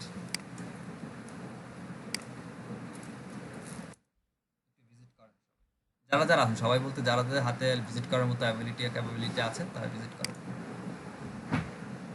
ভিজিট করলে আমাকে একটু বললেন। আমি একটু ডিরেক্টলি হোমে আছি, তো এই যে আমি হোমে আছি, আমি একটু ওকে, আমি রিয়েল টাইমে গেলাম। আপনি ভিজিট করেন, আমি রিয়েল টাইমে গেলাম। এইখানে দেখেন রিয়েল টাইমে আমি দেখতে পারতেছি 2জন ভিজিটর আমার সাইটে আছে। 2জন কোন জায়গা থেকে? একজন টঙ্গী থেকে আছে, একজন ঢাকা থেকে আছে। একজন টঙ্গী, একজন ঢাকা থেকে আছেন, 2জন ডেস্কটপ থেকেই আছে, ঠিক আছে? এবং আমার তারা কিভাবে আসছে, তারা ডিরেক্টলি alkalinebattery.com এ তারা ফার্স্ট সেশন স্টার্ট করছে, স্ক্রল করতেছে 6জন, এবং টোটাল 9জন ভিউ করছে, 7জন ঢুকছেন এখানে টোটাল। এখন তাদের মধ্যে কারা কোথায় আছে, আমি যদি এটাকে GF4 এর এটাই সুবিধা যে একদম স্পেসিফিক টপিক থেকে দেখা যায় যে কোন লোকেশনের কোথায় থেকে আমার ইউজাররা ভিজিট করতেছে। এখানে যে ইন্টারফেসটা দেখতে পারতেছেন, যেখানে আমি দেখতে পারতেছি আমার এরিয়াটা, ওইটা আগের যে ভার্সন যেটা ছিল আমি যেটা দেখাইছি ওইখানে দেখা যায় না, বাট এইখানে দেখা যাচ্ছে। আমি যদি একদম একটু জুম আউট না জুম ইন করি, একদম ঢাকাটা দেখতে চাই, ঢাকা থেকে কে কোথায় আছে, ঢাকা সিটিতে যেতে চাই। ঠিক ঢাকা থেকে আমার লাস্ট ভিজিটরের রিয়েল টাইম অল ইউজার শুধু ঢাকা থেকে আমার ভিজিট করতেছে কারা, আমি এখন শুধু তাদেরকে দেখতে পারতেছি। আমি একটু হোমে যাই, আবার আমি এগুলো কেটে দিই। আমি ঢাকা চাচ্ছি না, আমি অল ওভার চাচ্ছি, অল ইউজারদের দেখতে চাই। সব কেটে দিলাম, একটু হোমে ব্যাক করি।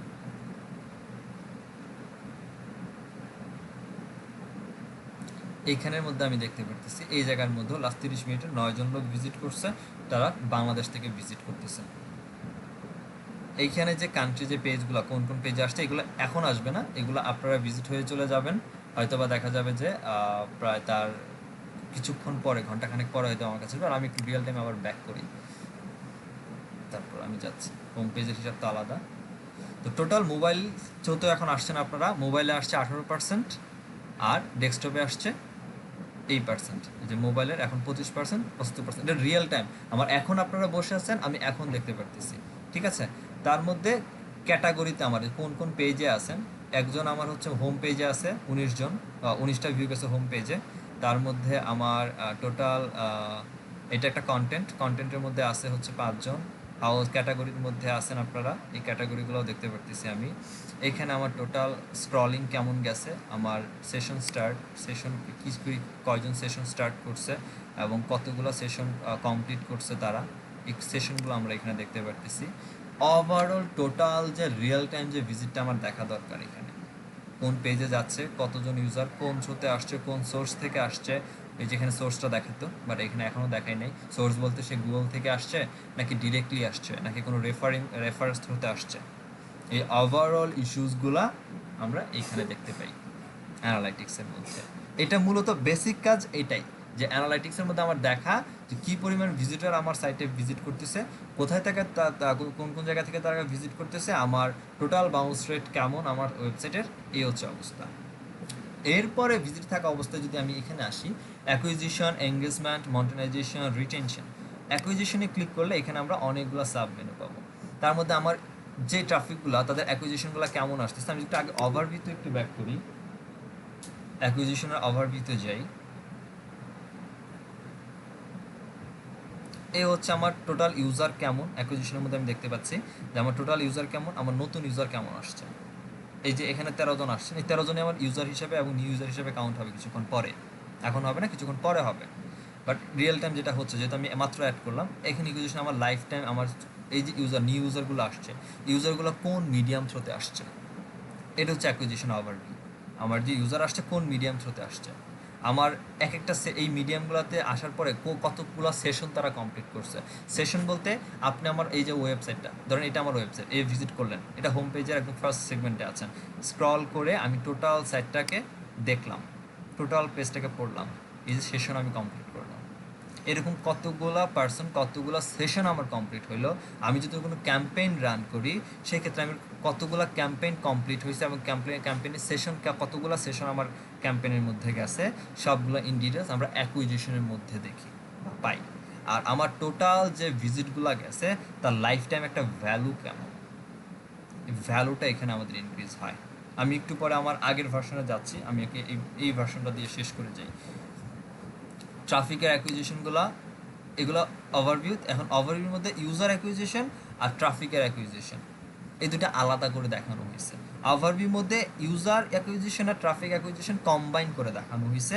এখন ট্রাফিক আর ইউজারকে আলাদা আলাদা করে এখানে আপনি দেখতে পারতেছেন যে কোন কোন মিডিয়াম থ্রুতে আসছে, কতজন ইউজাররা আসছে, কতগুলো সেশন কমপ্লিট হয়েছে, কতগুলো সেশনে তারা এঙ্গেজ ছিল, অ্যাভারেজ কত টাইম তারা একটা সেশনে কমপ্লিট দিছে বা টাইম তারা স্পেন্ড করছে, এবং একটা সেশনে পার ইউজারে কতজন ছিল, একটা সেশনে কতবার, একটা পেজ যদি বলি একটা পেজে সেশনে কতজন ছিল, এইগুলো মিডিয়ামটা কি অ্যাকচুয়ালি, ওই যে মিডিয়ামটা যে বলছেন, এই যে মিডিয়াম, জি ভাই, এটা হচ্ছে সোর্স। আমার মিডিয়াম বলতে কোন মাধ্যম থেকে আসতেছে, ঠিক আছে, আমার ফেসবুক থেকে আসলো নাকি ইউটিউব থেকে আসলো নাকি পিন্টারেস্ট থেকে আসলো নাকি গুগল থেকে আসলো অর্গানিকলি নাকি ইয়াহু থেকে আসলো, কোন মিডিয়াম কোন সোর্স থেকে আসলো, এটা হচ্ছে আমার মিডিয়াম। সেশনের সোর্স কোথায় আমার, ঠিক আছে। এঙ্গেজমেন্টের মধ্যে আমরা যেটা পাই সেটা হচ্ছে ওভারভিউ আমার পেজ সেশনের। এখানে জিএফ ওর অনেক কিছু কমায় দিছে অবশ্য, আগের ভার্সনটাতে যেটা ছিল এটার মধ্যে অনেক বেশি ছিল। এখানে আবার নিচের দিকে কিছু জিনিস বাড়াইছে যেটা ডিবাগ নতুন আসছে, এটা আগে ছিল না। অডিয়েন্সের অ্যানালাইটিক্সের ব্যাপার আসছে, যেটা বললাম কি অ্যানালাইটিক্স নিয়ে যদি ক্লাস নিতে যাই ওই টোটাল 24টা ক্লাস অ্যানালাইটিক্সের উপরে নেওয়া যাবে। অ্যানালাইটিক্সে এমন এমন জিনিস আছে। তো মনিটাইজেশনের মধ্যে আমরা পাবলিশার অ্যাডগুলো দেখতে পাচ্ছি, যে আমার ধরেন গুগল অ্যাডস থেকে কোনো অ্যাড চলতেছে আমার ওয়েবসাইটে, সেইটাকেও ট্রাফিক নিয়ন্ত্রণ করা যায়। আমার ওয়েবসাইটে যে অ্যাডগুলো শো হচ্ছে ওই অ্যাডগুলোর মধ্যে কি পরিমাণ ক্লিক করতেছে। আমার ই কমার্স একটা ওয়েবসাইট আছে, ই কমার্সে আমার কন্টেন্টগুলো আছে, ওই কন্টেন্টগুলোর যে প্রোডাক্টগুলো আছে প্রোডাক্টগুলো কেমন সেল হচ্ছে, ইউজাররা কেমন পারচেস করতেছে, সেই পারচেসের ইস্যুসগুলো আমরা এখান থেকে ট্র্যাক করতে পারি। আমার এই প্রোডাক্টটা এই পরিমাণে পারচেস করতেছে।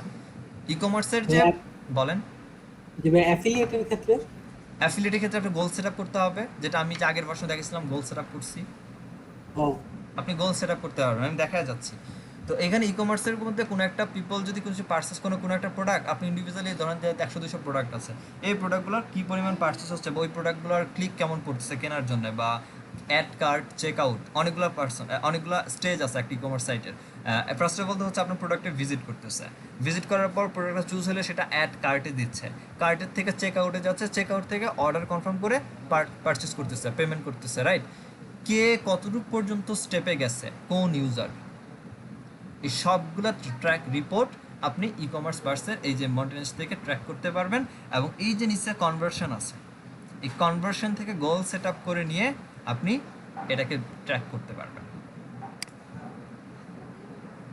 আমি একটু কনভারসেশনে যাই, এখানে দেখেন কনভারসেশন চলে আসছে, কতগুলো পার্সেস, এই যে ই কমার্সে যে পার্সেস ছিল মন্টেনেন্সে কী পরিমাণ পার্সেস হয়েছে, তার ভ্যালু কেমন, এবং সেটা কনভারসেশন হয়েছে কি না, কীরকম হয়েছে, সেগুলো আপনি ইভেন্টগুলো দেখতে পারেন। একটা ইভেন্ট ক্রিয়েট করে আবার এখান থেকে নেটওয়ার্কিংয়ের সেটিংও আছে, যে কনভারসেশনগুলো ঠিকঠাক করার জন্য আপনি ঠিকঠাক মতো অ্যাডভার্টাইজের ইফোর্টগুলোকে দেওয়ার জন্য নেটওয়ার্কগুলো ঠিকঠাক রাখতে পারেন। যে আপনি অ্যাডভার্টাইজ রান করতেছে আপনার সাইটের মধ্যে, কোনো একটা অ্যাড আসতেছে অ্যাডসেন্স থ্রুতে, আপনি থার্ড পার্টি কোনো একটা কোম্পানির টাকা নিয়ে আপনার সাইটের ব্যানারের মধ্যে হচ্ছে সাইড বারের মধ্যে বা ব্যানারে আপনি অ্যাড রান করতেছেন, সেইটার কী অবস্থা, অপটিমাইজ কেমন হচ্ছে, কনভারসেশন ওই অ্যাডের মধ্যে ক্লিক করে তার ওয়েবসাইটে যার অ্যাড আপনি দিচ্ছেন, ধরুন তার সাথে চুক্তি নিছেন এরকম যে আপনার অ্যাড আমার ওয়েবসাইটে দিব, এবং আমি আপনাকে মেক শিওর করি প্রতিদিন বা প্রতি মাসে 1000 ট্রাফিক এই অ্যাড থ্রোতে আপনার সাইটে পিপল যাবে।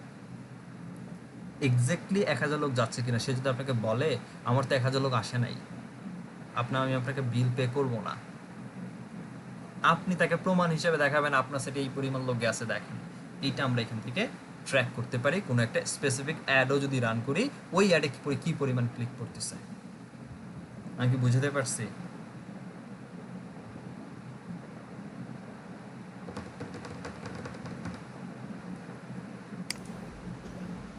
জি ভাই বুঝছি। তবে মাথার উপর দিয়ে যাইতেছে হেডও আমি বুঝতে আছি, হারান মুই যাইতেই আছি জায়গা মতো।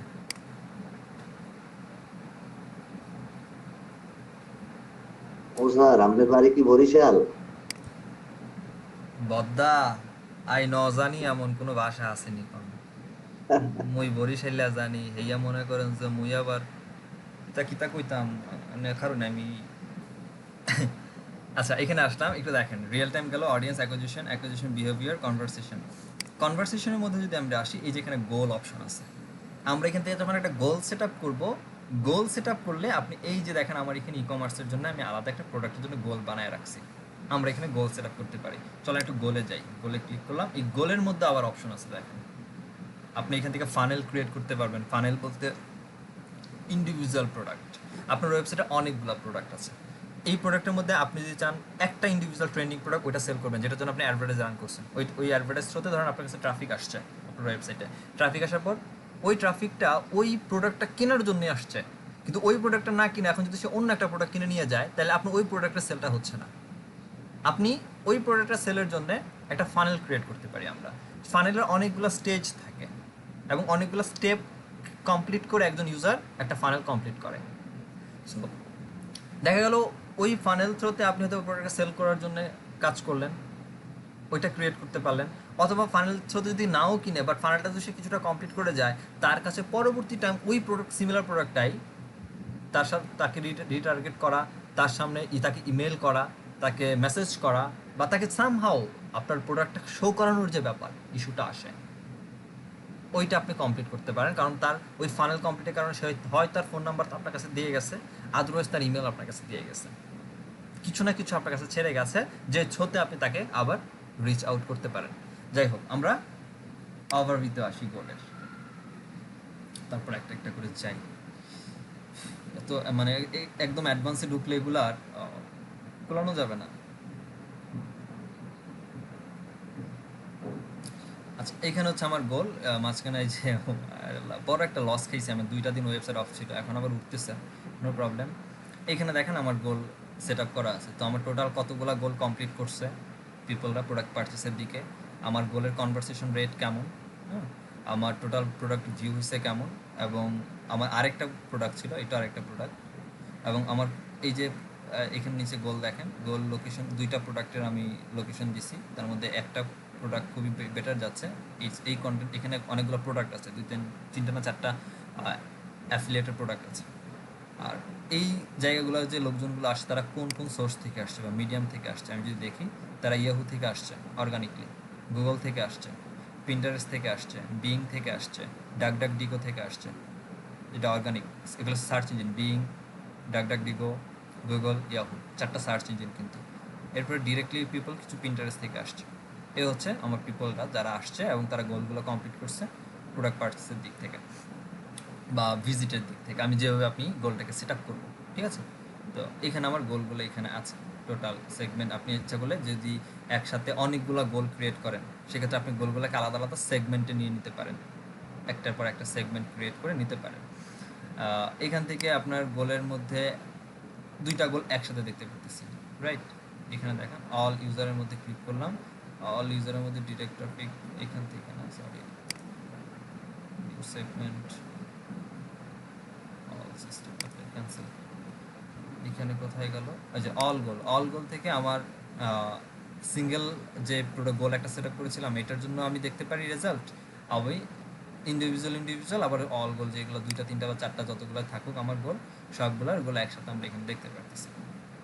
আমার গোলের কম্পিটিশনগুলো দেখতে পারতেছি যে এই প্রোডাক্টের গোলের কম্পিটিশন কেমন, এই প্রোডাক্টের কেমন, আমার গোল কমপ্লিট করছে কেমন, কনভারসেশন রেট কেমন, আমার কী পরিমাণ গোলের ভ্যালু ক্রিয়েট হইলো, আর হচ্ছে আমার রেট কেমন গেল টোটাল, এই ইস্যুগুলো এখান থেকে দেখতে পাচ্ছি।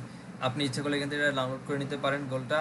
আর এই কিছু নাই, এখানে আসেন হচ্ছে গোল ইউআরএলস এর মধ্যে।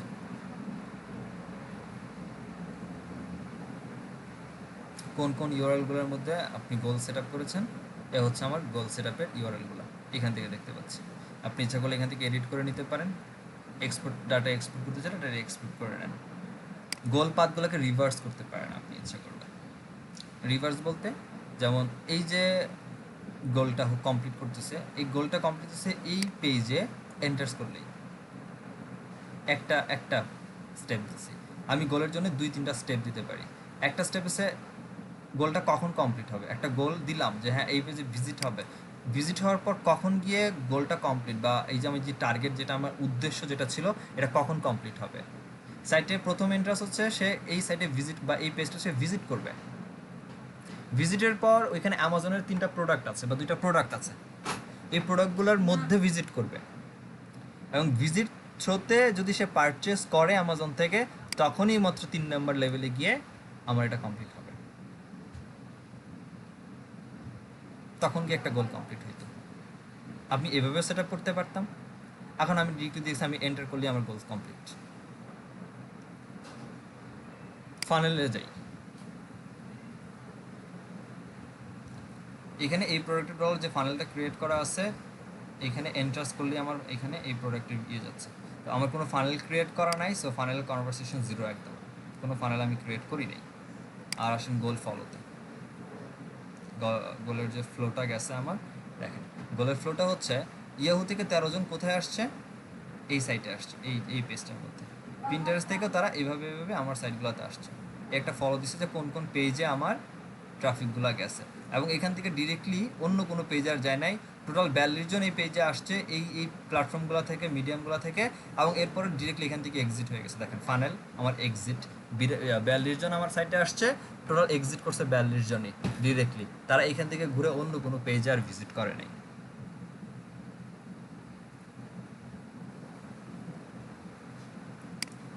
ই কমার্সের মধ্যেও ট্রানজ্যাকশন, সেলসের পারফরমেন্স কেমন, প্রোডাক্টের পারফরমেন্স কেমন, এই বিষয়গুলো এখানে পেয়ে যাবেন। কখন পারচেস করছে এই বিষয়গুলো পাবেন। আর মাল্টি চ্যানেল ফানেল যদি ক্রিয়েট করতে চান, একসাথে অনেকগুলো চ্যানেল ক্রিয়েট করে একটা ফানেল ক্রিয়েট করবে, সেই ক্ষেত্রে এখান থেকে ফানেল ক্রিয়েট করতে হবে। একটু দেখেন এগুলো, একটু ঘেটে দেখেন, পেয়ে যাবেন। আর এখান থেকে বিহেভিয়ার যদি আসি, বিহেভিয়ার হচ্ছে আপনার টোটাল যে কন্টেন্টগুলো আছে কন্টেন্টগুলোর বিহেভিয়ার কেমন যাচ্ছে, আপনার সাইটের যে কন্টেন্টগুলো আছে এই কন্টেন্ট সবগুলোর ল্যান্ডিং পেজ, এক্সিট পেজ কেমন যাচ্ছে। দ্যাট মিনস আমি যদি অল কন্টেন্টে যাই, আপনার কোন কন্টেন্টে কতজন ভিজিট গেছে এবং একটা এ পেজ থেকে 2B পেজে কতজন ভিজিট গেছে, তারপর এখান থেকে কী পরিমাণ লোক এক্সিট হয়ে গেছে, এই সবগুলোর রেজাল্ট আমরা এখানে পাচ্ছি।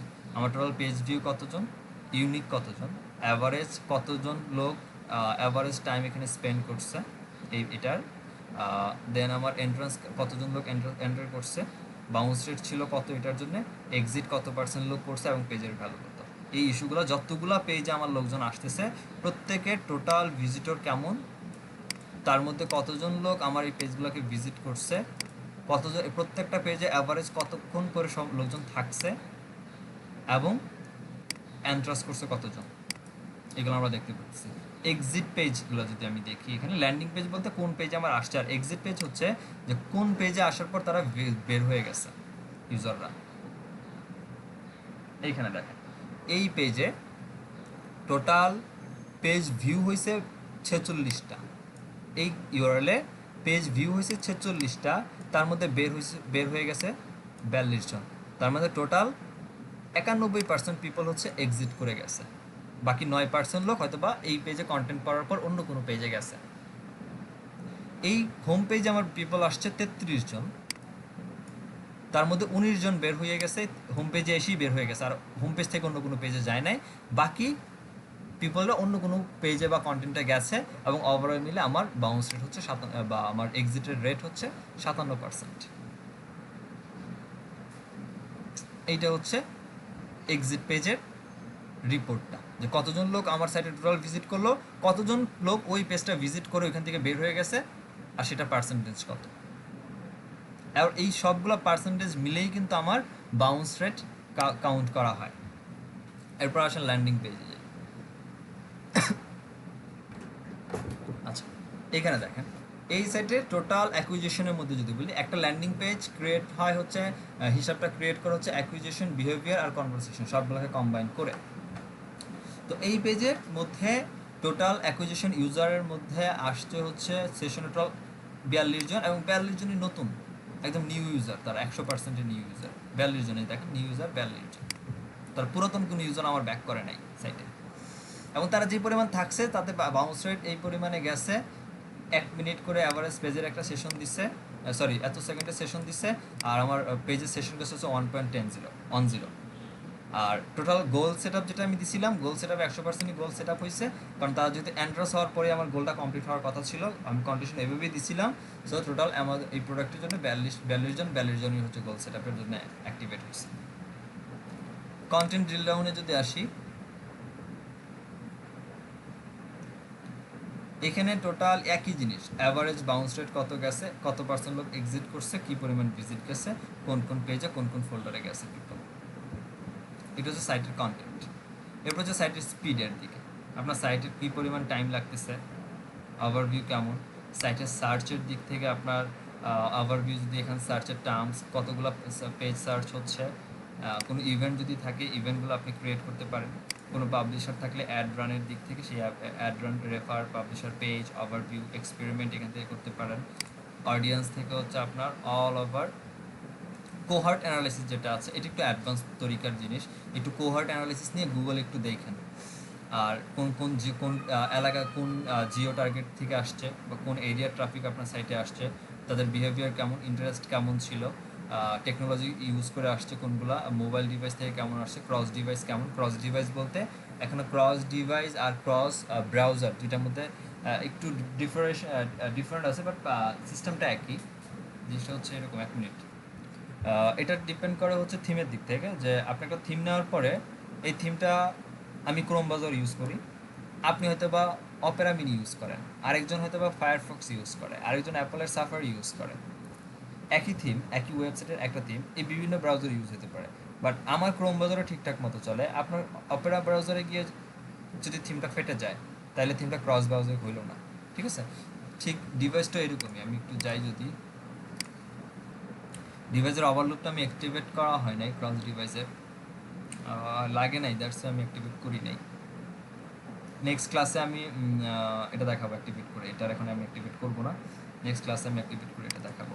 সো মোটামুটি যদি বলি, এখানে আপনার কাজের মধ্যে যেটা আছে সেটা হচ্ছে যে আপনার গোলগুলোকে সেট আপ করা, আপনার রিয়েল টাইম কী পরিমাণ ভিজিটর আসতেছে, তাদের ট্রাফিকের সোর্স, কোন কোন কন্টেন্ট আসছে, কোনো কনভারসেশন ক্রিয়েট করলো কি না, আপনার রিয়েল টাইম এই ওয়েবসাইটে কী পরিমাণ ট্রাফিক ভিজিট করতেছে, কোন কোন পেজে আসতেছে, নতুন সেশনে ইউজার কেমন ক্রিয়েট হচ্ছে, আপনার টোটাল বাউন্স রেট কেমন, এই ইস্যুসগুলো আমরা এখান থেকে দেখতে পাচ্ছি। এখান থেকে অর্গানিকলি ট্রাফিক কেমন আসতেছে, অর্গানিক কেমন, ডিরেক্টলি কেমন, কোন রেফার থেকে কী পরিমাণ ট্রাফিক আসতেছে, এই ভিজিটরগুলো কোন কোন কান্ট্রি থেকে কী পরিমাণ পার্সেন্টেজ পিপল আসতেছে, সেই ইস্যুসগুলো হচ্ছে আমরা এখান থেকে পাচ্ছি। এই হচ্ছে মোটামুটি গোল অ্যানালাইটিক্সের ইস্যু আর কি, বেসিক লেভেলে যদি বলি। ঠিক আছে, আমি আর আগাবো না এটা নিয়ে। ইনশাল্লাহ এরপরে যদি আরও বুঝতে অসুবিধা হয় আপনারা একটু নিজে দেখেন, তারপরে যে প্রবলেমগুলো ইন্ডিভিজুয়াল যখন ক্রিয়েট হবে এক একজনের, ওই প্রবলেমগুলো একটু নোট ডাউন করে এসে আমাকে দিলে আমি তখন দেবো ওই ইন্ডিভিজুয়াল প্রবলেমগুলো নিয়ে তখন আবার এই প্ল্যাটফর্মেই আবার আলাদা করে দেখায় দিব। এটা এটা আরেকটু বেটার হবে। ঠিক আছে ভাইয়া আমার দু একটা কোয়েশ্চেন ছিল আর কি। বলেন নাদিম ভাই। ভাইয়া এক্সপায়ার ডোমেনের ক্ষেত্রে মানে অ্যাডসেন্স চেকার যে .com যে ওয়েবসাইটটা আছে, হ্যাঁ ওটার যে ডেটাটা ওটা কি রিলায়েবল? লাইক ওরা হ্যাঁ যদি বলে যে ওটা রিলায়েবল, জি ওটা রিলায়েবল। রিলায়েবল না, হ্যাঁ আমি হচ্ছে মানে সেম জিনিস হচ্ছে এটাতে চেক করছিলাম, আবার হচ্ছে আরেকটা হচ্ছে স্মল এসইও টুলস নামে মানে স্মল আরেকটা এসইও ওয়েবসাইটে চেক টুলসটা ইউজ করছিলাম। করে না, স্মল এসইও টুলসের আমি কোনো ভ্যালু দেই না, বাট আমি কোনো বেনিফিটও পাই না। যেমন এইটা ডোমেনটা, এটা আমার এক্সপায়ার্ড ডোমেন, এটা অ্যাসেন্স থেকে ব্লক আচ্ছা, পায়। তাহলে ভাই অ্যাডসেন্স চেকার এটা হচ্ছে রিলায়েবল? এটা রিলায়েবল। স্মল এসইও টুলস ভাই ওই 14 সাল 15 সাল 16 সালে খুব চলছে, এখন এর থেকে বেটার অনেক কিছু চলে আসছে। আর ভাই হচ্ছে এই গুগলে মানে ইন্ডেক্সিং এ মানে গুগল যে ইন্ডেক্স করে ওইটাতে ব্যান খাইছে কিনা এটা চেক করার ওয়েট কি? ওই যে মানে ইন্ডেক্স করছে কিনা তো প্রথমে দেখে দিলাম, আপনার সাইট থেকে গিয়ে আপনার ওয়েবসাইটের যে নামটা এটা দিয়ে দিবেন। আপনি জানেন যে আপনার ওয়েবসাইটে কোন কোন পেজগুলো বা পোস্টগুলো আপনি করছেন, আপনি দেখেন এখানে ইন্ডেক্স হয়েছে কিনা, সেগুলো আছে কিনা একটু খুঁজে দেখেন। মানে ভাইয়া মানে ব্যান তো কখনো খায় না, ইন্ডেক্স হওয়ার থেকে কোনো ওয়েবসাইট কি ব্যান খায় যে লাইক আমি ইন্ডেক্স করতে চাচ্ছি বাট গুগল ইন্ডেক্স করবে না, এরকম কখনো হয়? এমন কিছু হয় না, না। এমন এমন কখনো যদি না হয় না? করে, যদি ইন্ডেক্স যদি না করে, গুগল আপনাকে রিজন বলবে যে আপনার ব্রেড ক্যাম্পসের সমস্যা, আপনার পেজ এটা মোবাইল ফ্রেন্ডলি না, বা আপনার পেজের মধ্যে কন্টেন্টের মধ্যে যদি কোনো বাটন থাকে, বাটনগুলো অনেক বেশি ক্লোজ, বা লেখাগুলো টেক্সটগুলো অনেক বেশি স্মল, বা রোবট টেক্সট যদি আপনি ব্লক করে রাখছেন, এগুলো বলে দিবে। সেগুলো ফিক্স করে দিলেই মানে আপনার ইন্ডেক্স হয়ে যাবে। কোনো ভাইয়া কোনো ডোমেনের আন্ডারে কোনো জিনিস থাকার কারণে হচ্ছে গুগল ইন্ডেক্স করতেছে না এরকম কোনো প্রবলেম হয় না, মানে ডোমেনের সাথে রিলেটেড না? ডোমেনের সাথে রিলেটেড কিছু না, কারণ ডোমেন যদি আপনার ডোমেনের সাথে রিলেটেড বলতে ডোমেনে যদি আপনার ব্যান থাকে, আলটিমেটলি কোনো পেজ বা কোনো পোস্টই হচ্ছে আপনার ইয়ে করবে না, ইন্ডেক্স হবে না, রুট ডোমেনই হবে না, অন্যান্য পেজ হবে তো পরে দূরের কথা। রুট ডোমেন যদি ইন্ডেক্স হয় ডেফিনেটলি তখন আপনার তাইলে সিস্টেমেটিক্যালি কিছু থিমের প্রবলেম থাকতে পারে, বা আপনার রোবট টেক্সটি ফাইলে কোনো ইস্যু থাকতে পারে, ওইটা একটু ফিক্স করতে হবে দেখে। তাহলে ভাইয়া মানে সেই ক্ষেত্রে এক্সপায়ার ডোমেন কেনার ক্ষেত্রে লাইক রুট ডোমেন ব্যান হয়েছে কিনা ইন্ডেক্স থেকে ওইটা চেক করার কি কোনো ওয়ে আছে? আমি তো মনে হয় একটা কোয়েশ্চেন মানে আপনাদের গ্রুপেই ছিল, আমি মনে হয় এটা অ্যান্সার দিয়ে ভাই দিছিলাম। আমি করছিলাম ওটা দিছেন হচ্ছে আপনি ওই ওয়েবসাইটে এসিও চেকারে ওখানে স্প্যাম স্কোর চেক করা যায়, বা অ্যাডসেন্সে যায় হচ্ছে অ্যাডসেন্সে ব্লক খাইছে কিনা ওইটা চেক করা যায়, বাট ওই যে সাইটটা মানে ডোমেনটা ব্যান কিনা গুগল থেকে কোনো ইন্ডেক্সিং এ ওই জিনিসটা চেক করা যায়। ওইটা ওই চেক করা information- হয় নাই না? আচ্ছা ওইটা না, আমি ওই- গ্রুপে আজকে দিয়ে দিব না, আজকে আর দিয়ে ভাই দিব। আরেকটা কোয়েশ্চেন ছিল হচ্ছে এই স্কাইস্ক্রেপারের যে লিংক বিল্ডিংটা আছে ভাই, আচ্ছা হ্যাঁ। এটা একটু লং হয়ে যায় মানে এটার যে 3 নাম্বার পার্টটা যেটা আছে মানে হচ্ছে ওই যে অন্য ওয়েবসাইটের যে মানে যে ইউআরএলটা আমার আছে মানে আমি তো হচ্ছে লাইক অলরেডি ব্যাটার একটা কন্টেন্ট ক্রিয়েট করছি, তো যারা হচ্ছে এটা অলরেডি নিচ্ছে বা হচ্ছে রেফার দিয়ে রাখছে তাদেরকে আমি রিচ কিভাবে হচ্ছে লাইক পার্সোনালি রিচ করে হচ্ছে পার্সোনালি রিচ করবেন, কাজ করতে হবে ওই স্কাইস্ক্রেপার যে লিংক বিল্ডিংটা এই প্রসিজারটা কি এমন? পার্সোনালি রিচ করবেন, জি। ও আর ভাই অ্যাডসেন্স আর অ্যাফিলিয়েট দুটো একসাথে একই ওয়েবসাইটে চালানো যায় না? আমি চালাইতেছি না, আচ্ছা এই সাইডেই তো চলতেছে আচ্ছা, আমার ঠিক আছে অ্যাডসেন্স ভাই। অ্যাফিলিয়েট। আচ্ছা ঠিক আছে ভাই, তাহলে ভাই একটু ওই ডোমেন ব্যান হয়েছে কিনা মানে এই জিনিসটা চেক করে একটা দিয়ে আর কি, মানে এক্সপায়ার্ড একটা ডোমেন নিতে চাচ্ছি আর কি। আচ্ছা ঠিক আছে, আমি এটা আজকে দিয়ে দিব। আমি একটু অ্যাটেন্ডেন্সটা একটু নিয়ে নিই, অফিসিয়ালি ক্লাসটা ক্লোজ করে দিব। আচ্ছা